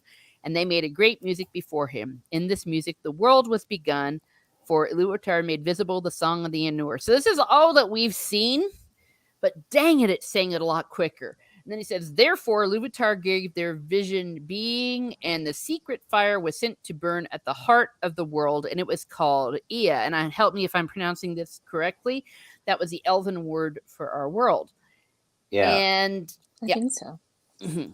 And then the Einar came into the world at the beginning of time, and it was their task by their labors to fulfill the vision of what they had seen, because Iluvatar had told them what was going to be going on in the world. Long did they labor in these regions, which are vast beyond the thought of elves and men, until in the time appointed was made Arda, the kingdom of earth. Then they put the remnant of earth and descended into it and dwelt with them. And the word was made flesh and dwelt among us. So there we go. That's a very quick way. Maybe we could have just read that and screwed the rest of it. But no, of course, obviously there's more into the mind of God and everything, or Eru in the first one. So, yeah, Ea, the universe, Arda, the earth. Oh, okay. Thank you. Thank you for clarifying that. Yeah, I believe and I just don't know how to say these. And then it tells us a little bit about the Valar, the great among these spirits, the elves name the Valar, the powers of Arda, and men often call them gods, which would make sense that they would think of them as gods, because that is how they would comprehend it. The lords of the Valar are 7, and the Valier, the queens of the Valar, are 7 also. Now, we know that there's more of them, but these are the ones that came into the earth. The name of the lords in due order are Manwë, Ulmo, oh gosh, I'm just going to butcher all these names. So they say their names. Melkor is no longer counted among the Valar, and his name is not spoken upon the earth. So we have Rennie, he who shall not be named. Yeah, like Voldemort. Yay! Manwë and Melkor were brethren in thought of... Actually, in the Wheel of Time, too. You're not supposed to name the Dark One. Good point. That brings crap on you. Yeah. Well, and to be fair, we're really not supposed to say the name, if you will, of Satan or Lucifer, not because we're necessarily afraid of it, but we don't... The idea in Christianity is that it's giving him too much attention. Yes. That he's a fame whore, and naming him gives him what he wants. Oh, It gives him all the power. It's a common cuss word in Norway, so yeah. Well, we will say the devil, but not his actual... Oh, we is the name. You Satan? Yeah. Oh, well, okay. Well, we even use it as an adjective. Kind of. Well, sometimes we will say satanic. That's true. Like, this is so evil, it's satanic. Yeah. But I'm just saying, just like in general, we don't really say it. The only time we'll say it is actually the priest in the baptism, and when we renew our baptism at Easter. If you've seen The Godfather, you know, do you renounce Satan and all his works? Oh my gosh. Yeah, yes. well, one cuss phrase up here is Satan's great grandmother. Man, she must be an ugly bitch. I know. I was gonna say, dang. It's one fugly lady. Yeah, it's basically, this day's full of shit and fuckery and Satan's great grandmother. That's actually a good one. Shane says, I prefer diabolical. Yeah. And I'm not necessarily saying it's completely forbidden, but it is definitely the tradition in many places that you don't say it. And for different reasons. Sometimes it's superstition. Sometimes it's like, he's a fame whore. We don't want to give any more attention than we have to. And a lot of curse words are actually derived from the Old English version of the name of Jesus and even Mary and all those kind of things. Our F-bomb basically is kind of like short for the devil.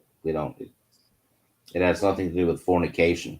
It just happens to also start with an F and it's 4 letters. So, but it has to do with it's like short for the devil. Oh, well, there you go. That's interesting. Yeah.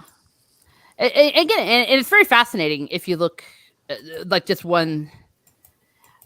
the like bloody and all that, that actually comes from like talking about God's blood. I never mind, but it's there's a lot of good etymology in all of this. That's fascinating though, Steve. I did not know that. And I also know you say things go Texas when things go to hell in a handbasket. Yeah, that's become a thing in Norway. Yeah, That's hilarious. yeah.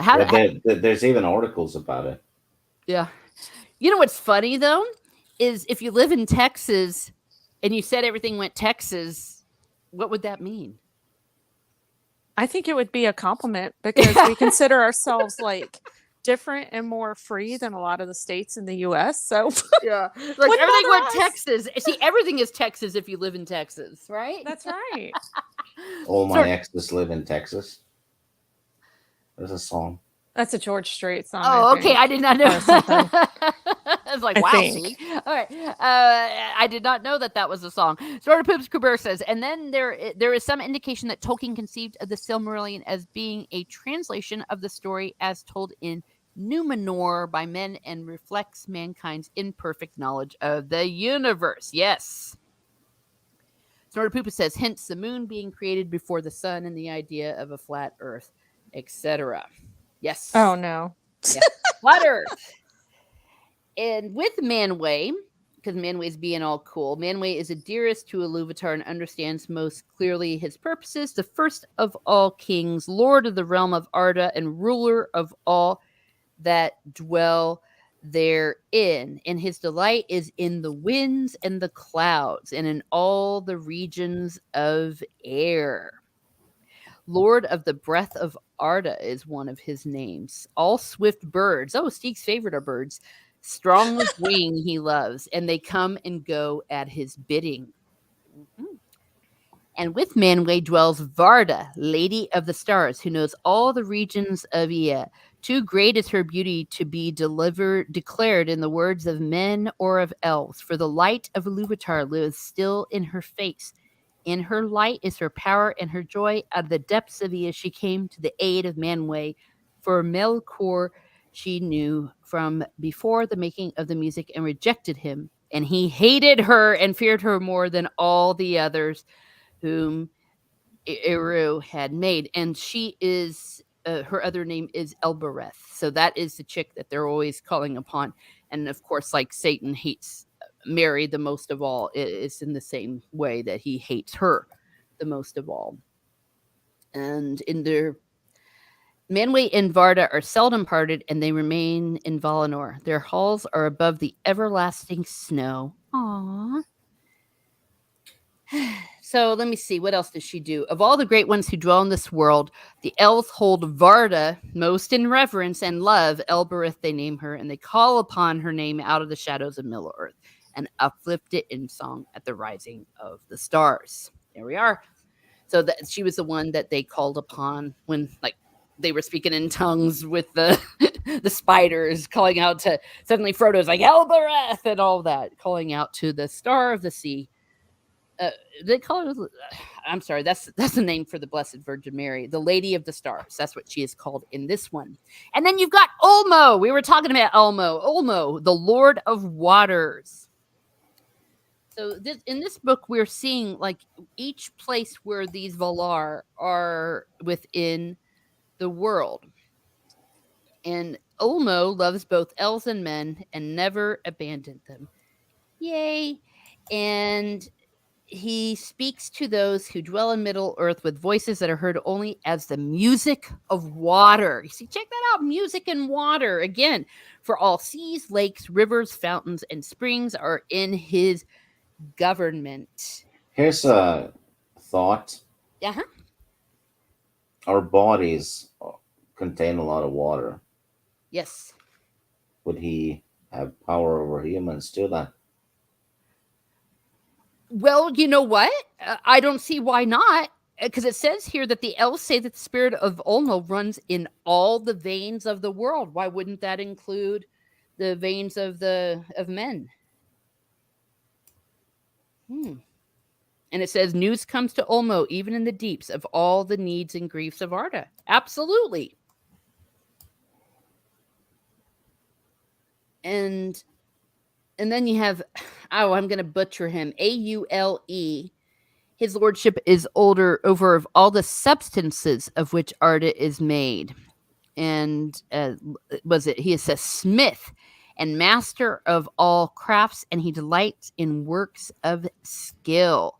His are the gems that lie deep in the earth, and the gold that is fair in the hand. The Noldor learned most of him, and he was ever their friend. So the Noldor, help me out here, if I say something blasphemous, they are referring to the dwarfs that were his people. Aule. Let me see. I want to double check that before I state it, because I do have something in my notes. Steve, are you familiar with this one? Yeah, but I'm not 100% sure, because there was a shitload of names, and a lot of them had 3 names. So they, Okay, it looks like I was incorrect. I am not. They are not speaking of the. I thought it was people who lived near the ocean. Yeah, and they are. I just double checked. I had to fact check myself. They are kindred of the high elves. So, yes, it is. It is not. That was my fault. I knew that there was one of them that was, but I had the wrong name because I suck. Thank you, sort of poopist. You came to my. The Noldor are the second house of elves. Noldor are earth. Yes, I apologize for that. That's why I was feeling very self-conscious, because I was not feeling good about that. Third Poopus is helping us out here. Elves. Vanyar, fair elves, Noldor, deep elves, Teleria, sea elves. Thank you. You see, this is the best chat ever. You keep us honest and help us out and all of that. And then you have the spouse of Alway is Yavana, the giver of fruit. She is lover of all things that grow in the earth. So she's the chick for all the harvest stuff. She is basically Freya. Oh, well, I guess that makes sense. Yeah, and she dresses in green, and there are those who have seen her standing like a tree under heaven, crowned with the sun. And golden, and there spilled a golden dew from the branches upon the barren earth, and it grew green with corn, and the roots of the tree were in the waters of Ilmo. Huh. Now, Freya, of course, that's one of yours, Stieg. Yeah. Yeah. And then the Fianturi, masters of spirits, are brethren, and they are called most often Mandos and Lorien. If these are rightly the names of the places. Mandos and Lorien, so Mandalorians. Oh no! Oh no! Why, Stieg? Why? And then, yes, Snortapoopa says, and then there are bears. Yes, and Rabbit Slug said, ghost newts. Yes, thank you. I'm gonna, I cannot thank you enough, because I was getting it confused with another name, and as Stieg said, they are so similar. She created the Ents, right? Oh, good point. Help me out here. I think so. Yeah, I think she did too. I just cannot say with absolute certainty. I don't want to. I haven't gotten to that chapter yet. Yeah. The sort of Poopa says there are so many types of elves that I get a headache from trying to keep them straight. Yeah, DeLoreans. Oh yeah, Burns. Yes. Hello, Andy. Thank you for being here. And then you've got Nemo, the elder, dwells in Mandos, which is westward in Valinor. He is a keeper of the house of the dead and the summoner of the spirits of the slain. So he's our Hades. He forgets nothing. Ouch. I don't want him. It's like, remember that one time? Yeah. It's like, can we just forget about that? Or Yeah. He pronounces his doom and judgments, but only at the bidding of Manwë. Like the weaver is his spouse, who weaves all things that have ever been in time into her storied webs. Hey, that's kind of a Wheel of Time-ish there. Oh, the weaver? That's from the I think they're called Norns. It's from I think it's Greek or Roman mythology.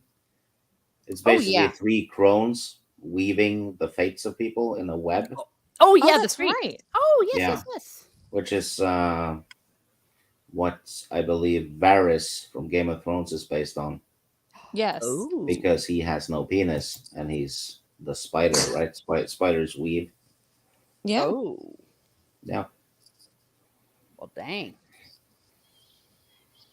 Well, son of a biatch. Okay, and then we got Irmo the Younger, is a master of visions and dreams. In Lorien are his gardens in the land of the Valar, and they are fairest of all places. Este, the gentle healer of hurts and of weariness, is his spouse. Gray is her raiment, and rest is her gift. Oh, so she's my patron saint because I like to take naps. She walks not by day, but sleeps upon an island. Mightier than... Oh, sorry. See. What was the lady who created the Ents?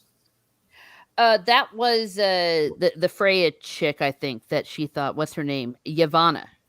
Yeah, I think Yavana. so. That's probably my favorite then, since she gives wood. Oh, Should have known. I should have known that. oh my gosh. Mightier than Este is Nienna, sister of the Fianturi. She dwells alone.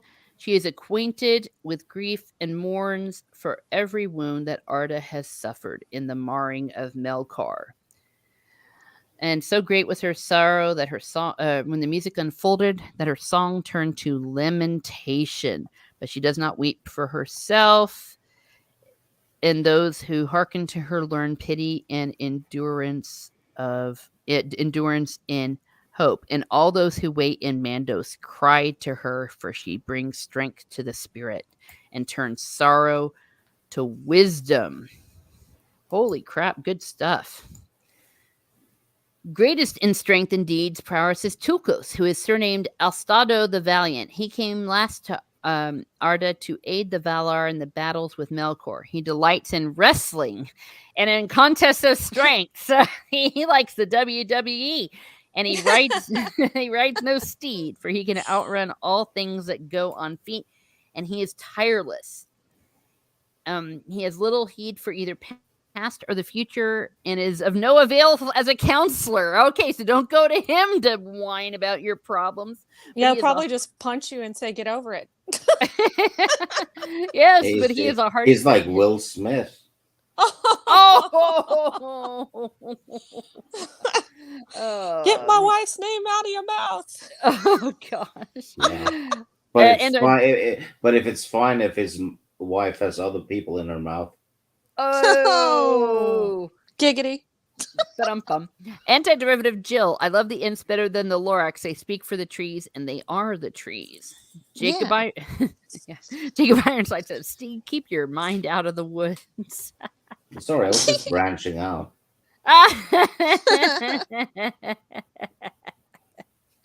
Yes. It's the root of all my problems.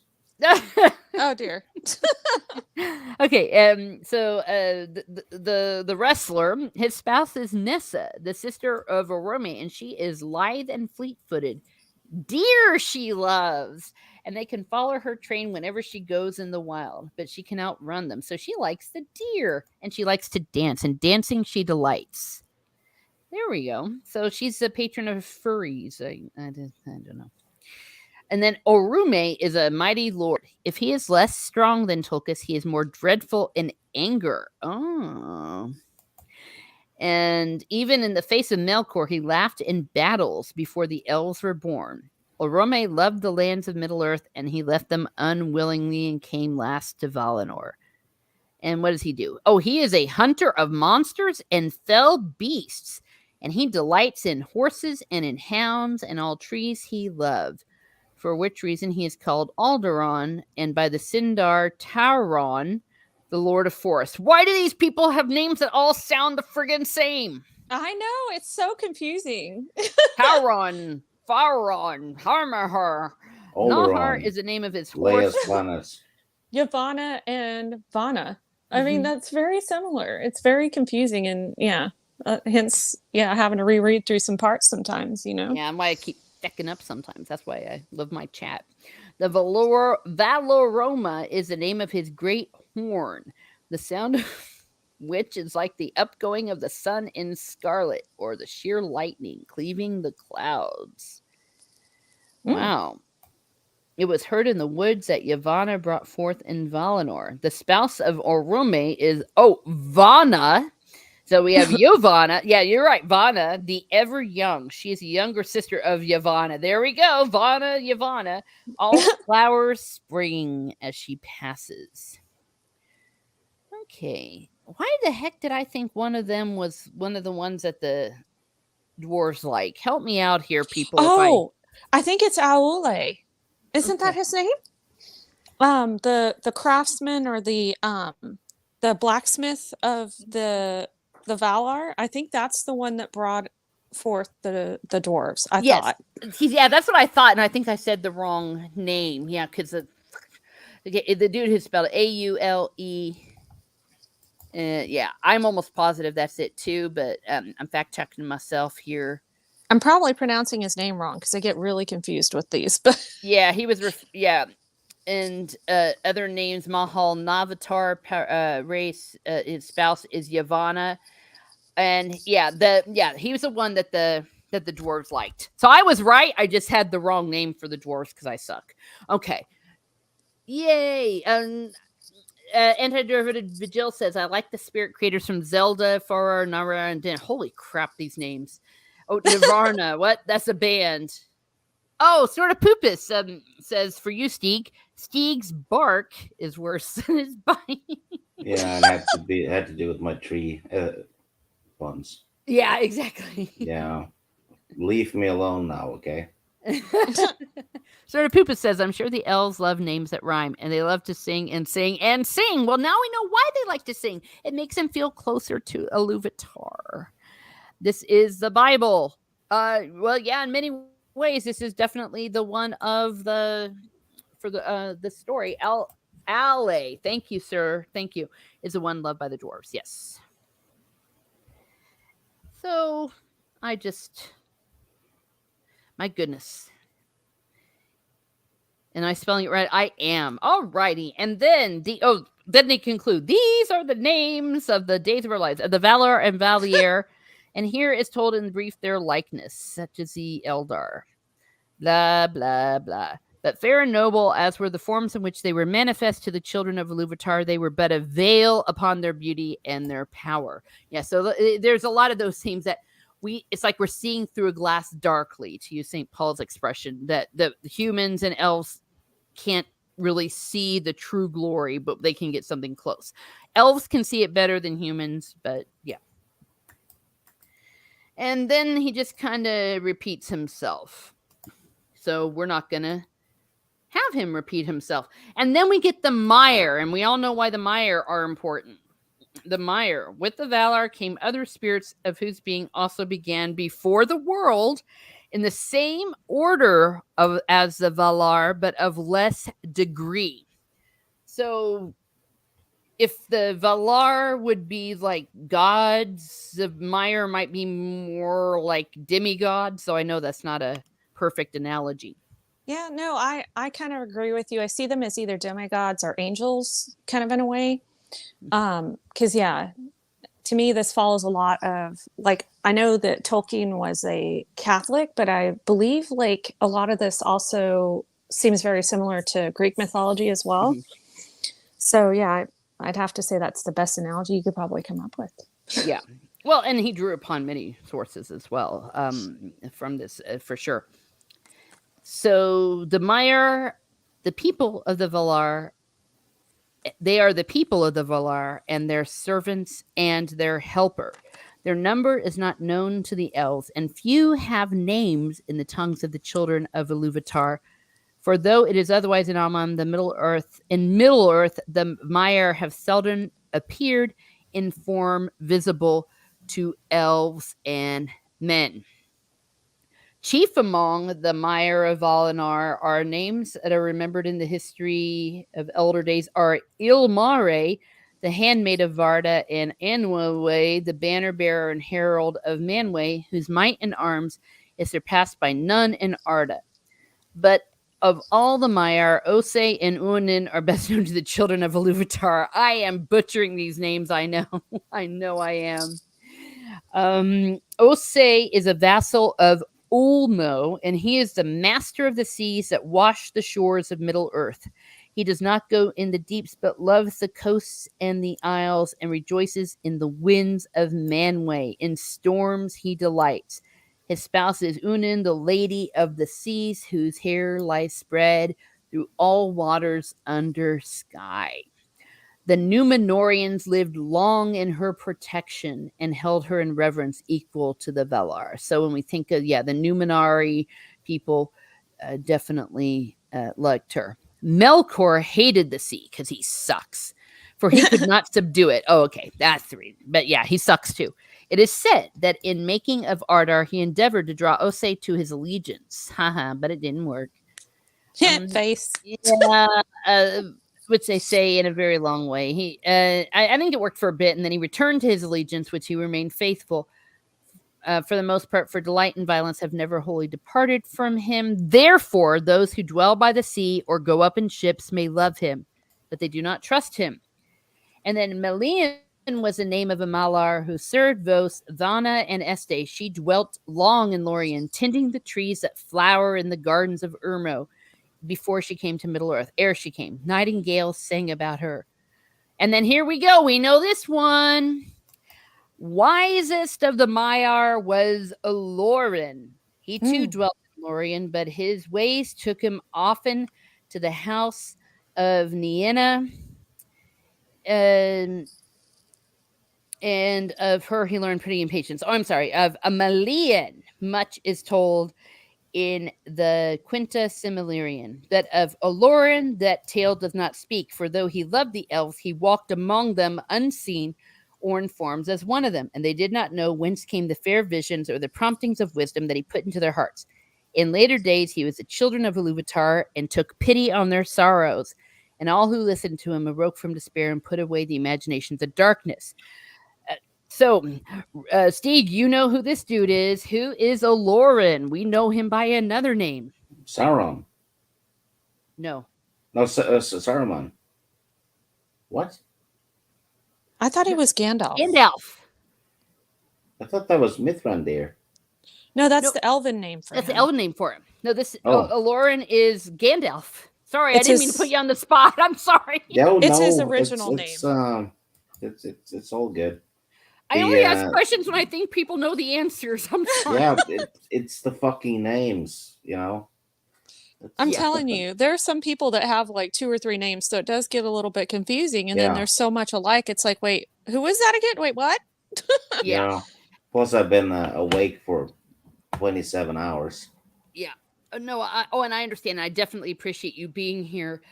He has several names. He was it Mithrandir, Farkun, Alorun, Incarnus, and Gandalf. It's like, what the Yeah. hell? This dude's got loads of names. This is But why yeah- this book is. Yeah, a lot of people give up on it early on. Well, it's confusing as hell. But yeah, Saruman, he is a Maiar too, and his names are like Karumar, Tarindor, Kuanir. Oh, and they even have Sharky. So yeah, and his oldest one was Kuanir. But yeah. But they do mention it, and they say, but of Alorin, he loved the elves, he walked among them unseen or in form as one of them, and they did not know whence came the fair visions or the promptings of wisdom he put into their hearts. So they're showing us that he was actually working within their spirits in a way, and in later days, he was a friend of all the children of Iluvatar, as we see in The Lord of the Rings. Yeah, Sharky, yeah, that was his one for Saruman. That was his bad name when he was In in the Shire. of the Shire. Yes. Yeah, it was Okay. like one chapter or something. Yeah. And then we have the enemies. We're almost done here. But this is great. There's so much information here. Last of all was the name of Melkor, because he sucks. He who arises in might, but that name he has forfeited. And the Noldor, who are among the elves suffered most from his malice, will not utter it. And they name him Morgoth, the dark enemy of the world. Great might was given him by Iluvatar, and he was coeval with Monway, but he sucks. We know that. From splendor, he fell through arrogance, to contempt for all things save himself, perverting to his own will all that he would use, becoming a liar without shame. And then, so great was the power of his uprising, and in ages forgotten he contended with Manwë and the Valar. And for of the Maiar, many were drawn to his splendor in the days of his greatness and remained in that allegiance down into his darkness. And others he corrupted afterwards to his servants. Dreadful among these spirits were the Valaquenta, the scourges of fire that in Middle Earth were called Balrogs, demons of terror. So there you go. Those of you that were asking about the Balrogs earlier, that is your answer. Among those of his servants that have names, the greatest was that spirit of whom the Eldar called Sauron, or Gorothar the Cruel. So yes, Sauron was a Maiar, but he was a bad one. In his beginning, he was of the Maiar of Ulwë, and he remained mighty in the lore of that people. In all the deeds of Melkor, the Morgoth upon Arda, in his vast works and the deceits of his cunning, Sauron had a part. So Sauron was working with Melkor and was only less evil than his master in that for long he served another and not himself. But in after years he rose like a shadow of Morgoth and a ghost of his malice and walked behind him in the same ruinous path down into the void. And here is a Valaquenta. So imagine that all the evil that Sauron did was but a ghost, a shadow of what Melkor was capable of. Wow. Oh, and all of his other names. Professor Gandalf of Hogwarts. Oh, come on. Yeah, Grey Pilgrim. Timon Flip says, don't forget Gandalf's other name, Magneto. So there we go. I mean, the thing about the damn names is that, Tolkien keeps saying that, this is the name they use for him and blah, blah, blah. And that's the only time that fucking name is mentioned. Exactly. Well, just like Melkor goes away after the Valaquenta, and henceforth he's known as Morgoth, and that was confusing for me because I was like, well, wait, why are we calling him that? And, upon doing the reread, it's like, okay, so it's kind of like Voldemort, we don't want to give that name any glory, but at the same time, you're still giving him a name. So it's kind of interesting. Yeah. Well, and I think he covers it. Yeah, I mean, why give him one name if it's only going to last for a chapter? Because he secretly hates our guts. I know what you're talking about, Sneak. Like, why can't he just stick with one name? But what the hell? Maybe one day we'll get an answer to that question, but for sure. If I were to tell somebody, if they were minding their own business, they didn't really want to read all that other stuff, I would say read the Valaquenta, because I think that's almost like a good summary of some of what you will see in the first one. The other one name I can't pronounce, but the first one I think is just so poetic with all of its music and all that. Oh, hello, Keck44. Thank you for being here. I'm just happy you showed up. And if you want to, watch the rerun, I would definitely appreciate that. Snortapoopa says, I have many names too, but I'm keeping them to myself. Yeah. Andrew Madison says his characters also sing a lot. Yeah. I also have many names. Some of them are actually my names. I have 3 names that are my real names, and then I've got all my other aliases as well. Because I have my real name, I have my middle name, and then I have my confirmation name. Yeah, so I got 3 names. My gosh. And then I guess if your last name counts. Redis Look says, I have many names. Some are not so nice.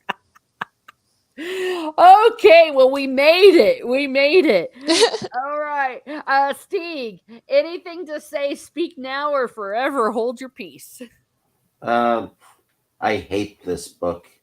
What? It was your idea to do this book. I know. But I still hate it. I mean, well, the first part of it does get better. Yeah. I was gonna say I've actually enjoyed it upon the reread. It's all the unnecessary names. Yeah. If there's nobody using that name, why bring it up? To confuse people like us. Yeah. Yeah.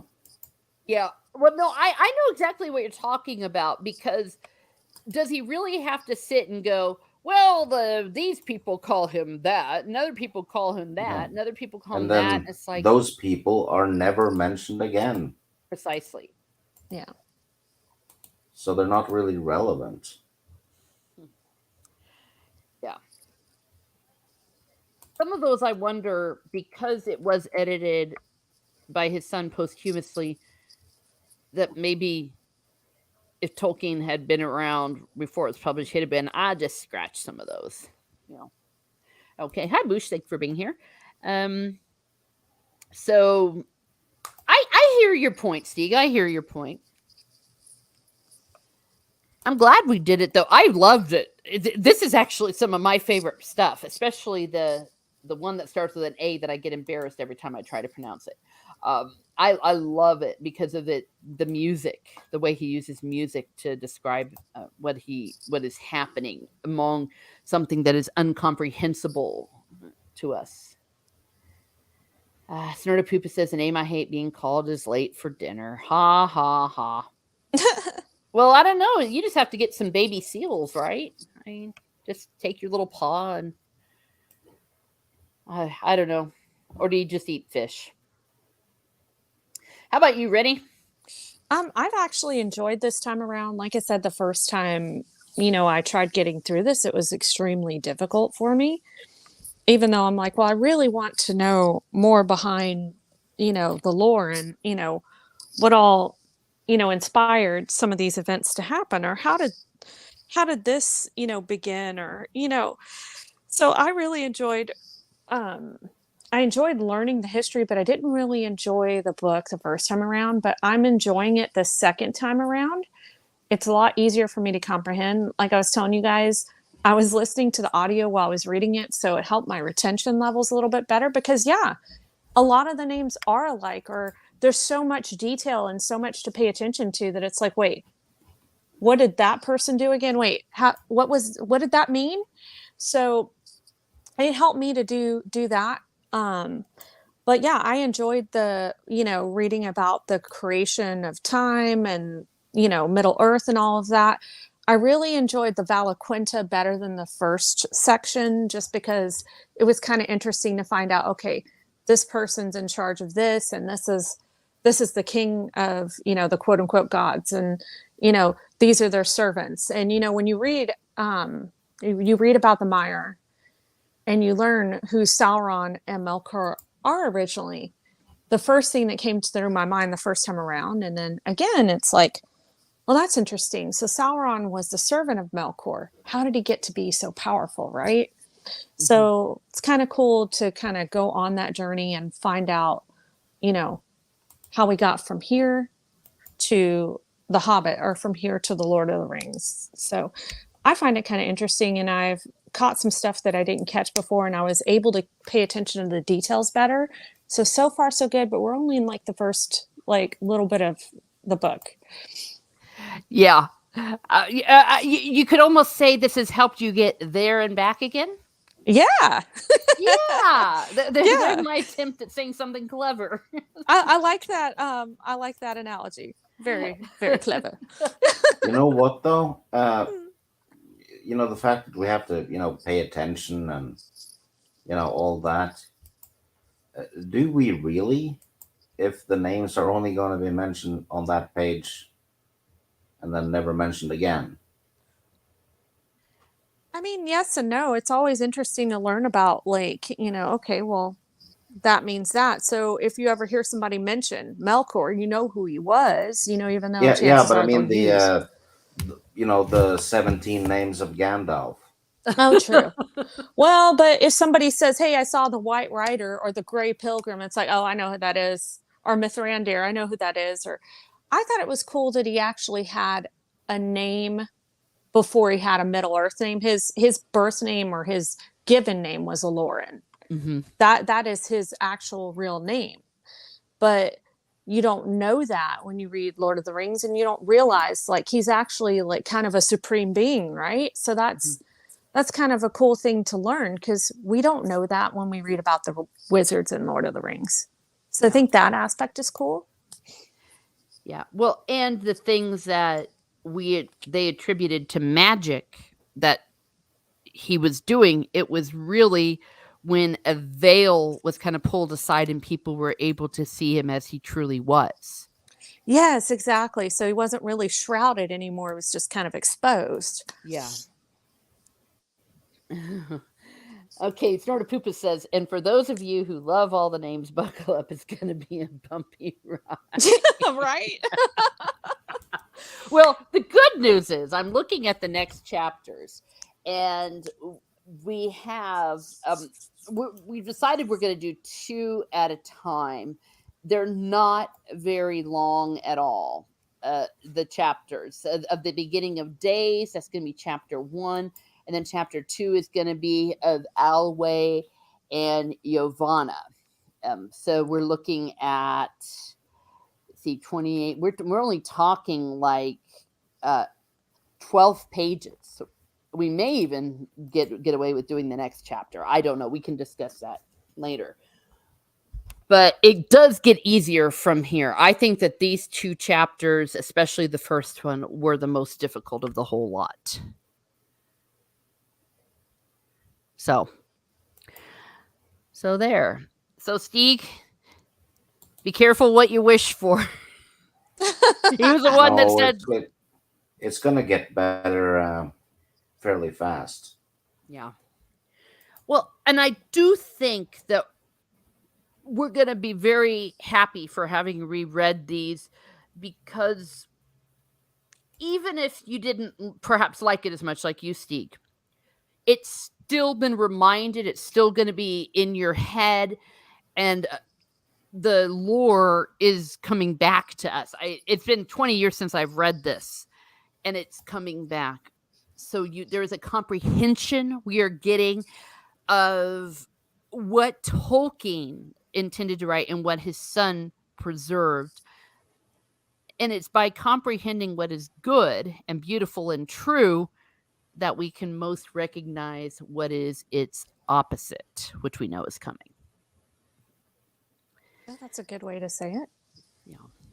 Well, another analogy that people who in like the FBI who are trained in counterfeit, how they learn how to find counterfeits is by spending hours and hours and hours and hours with real money.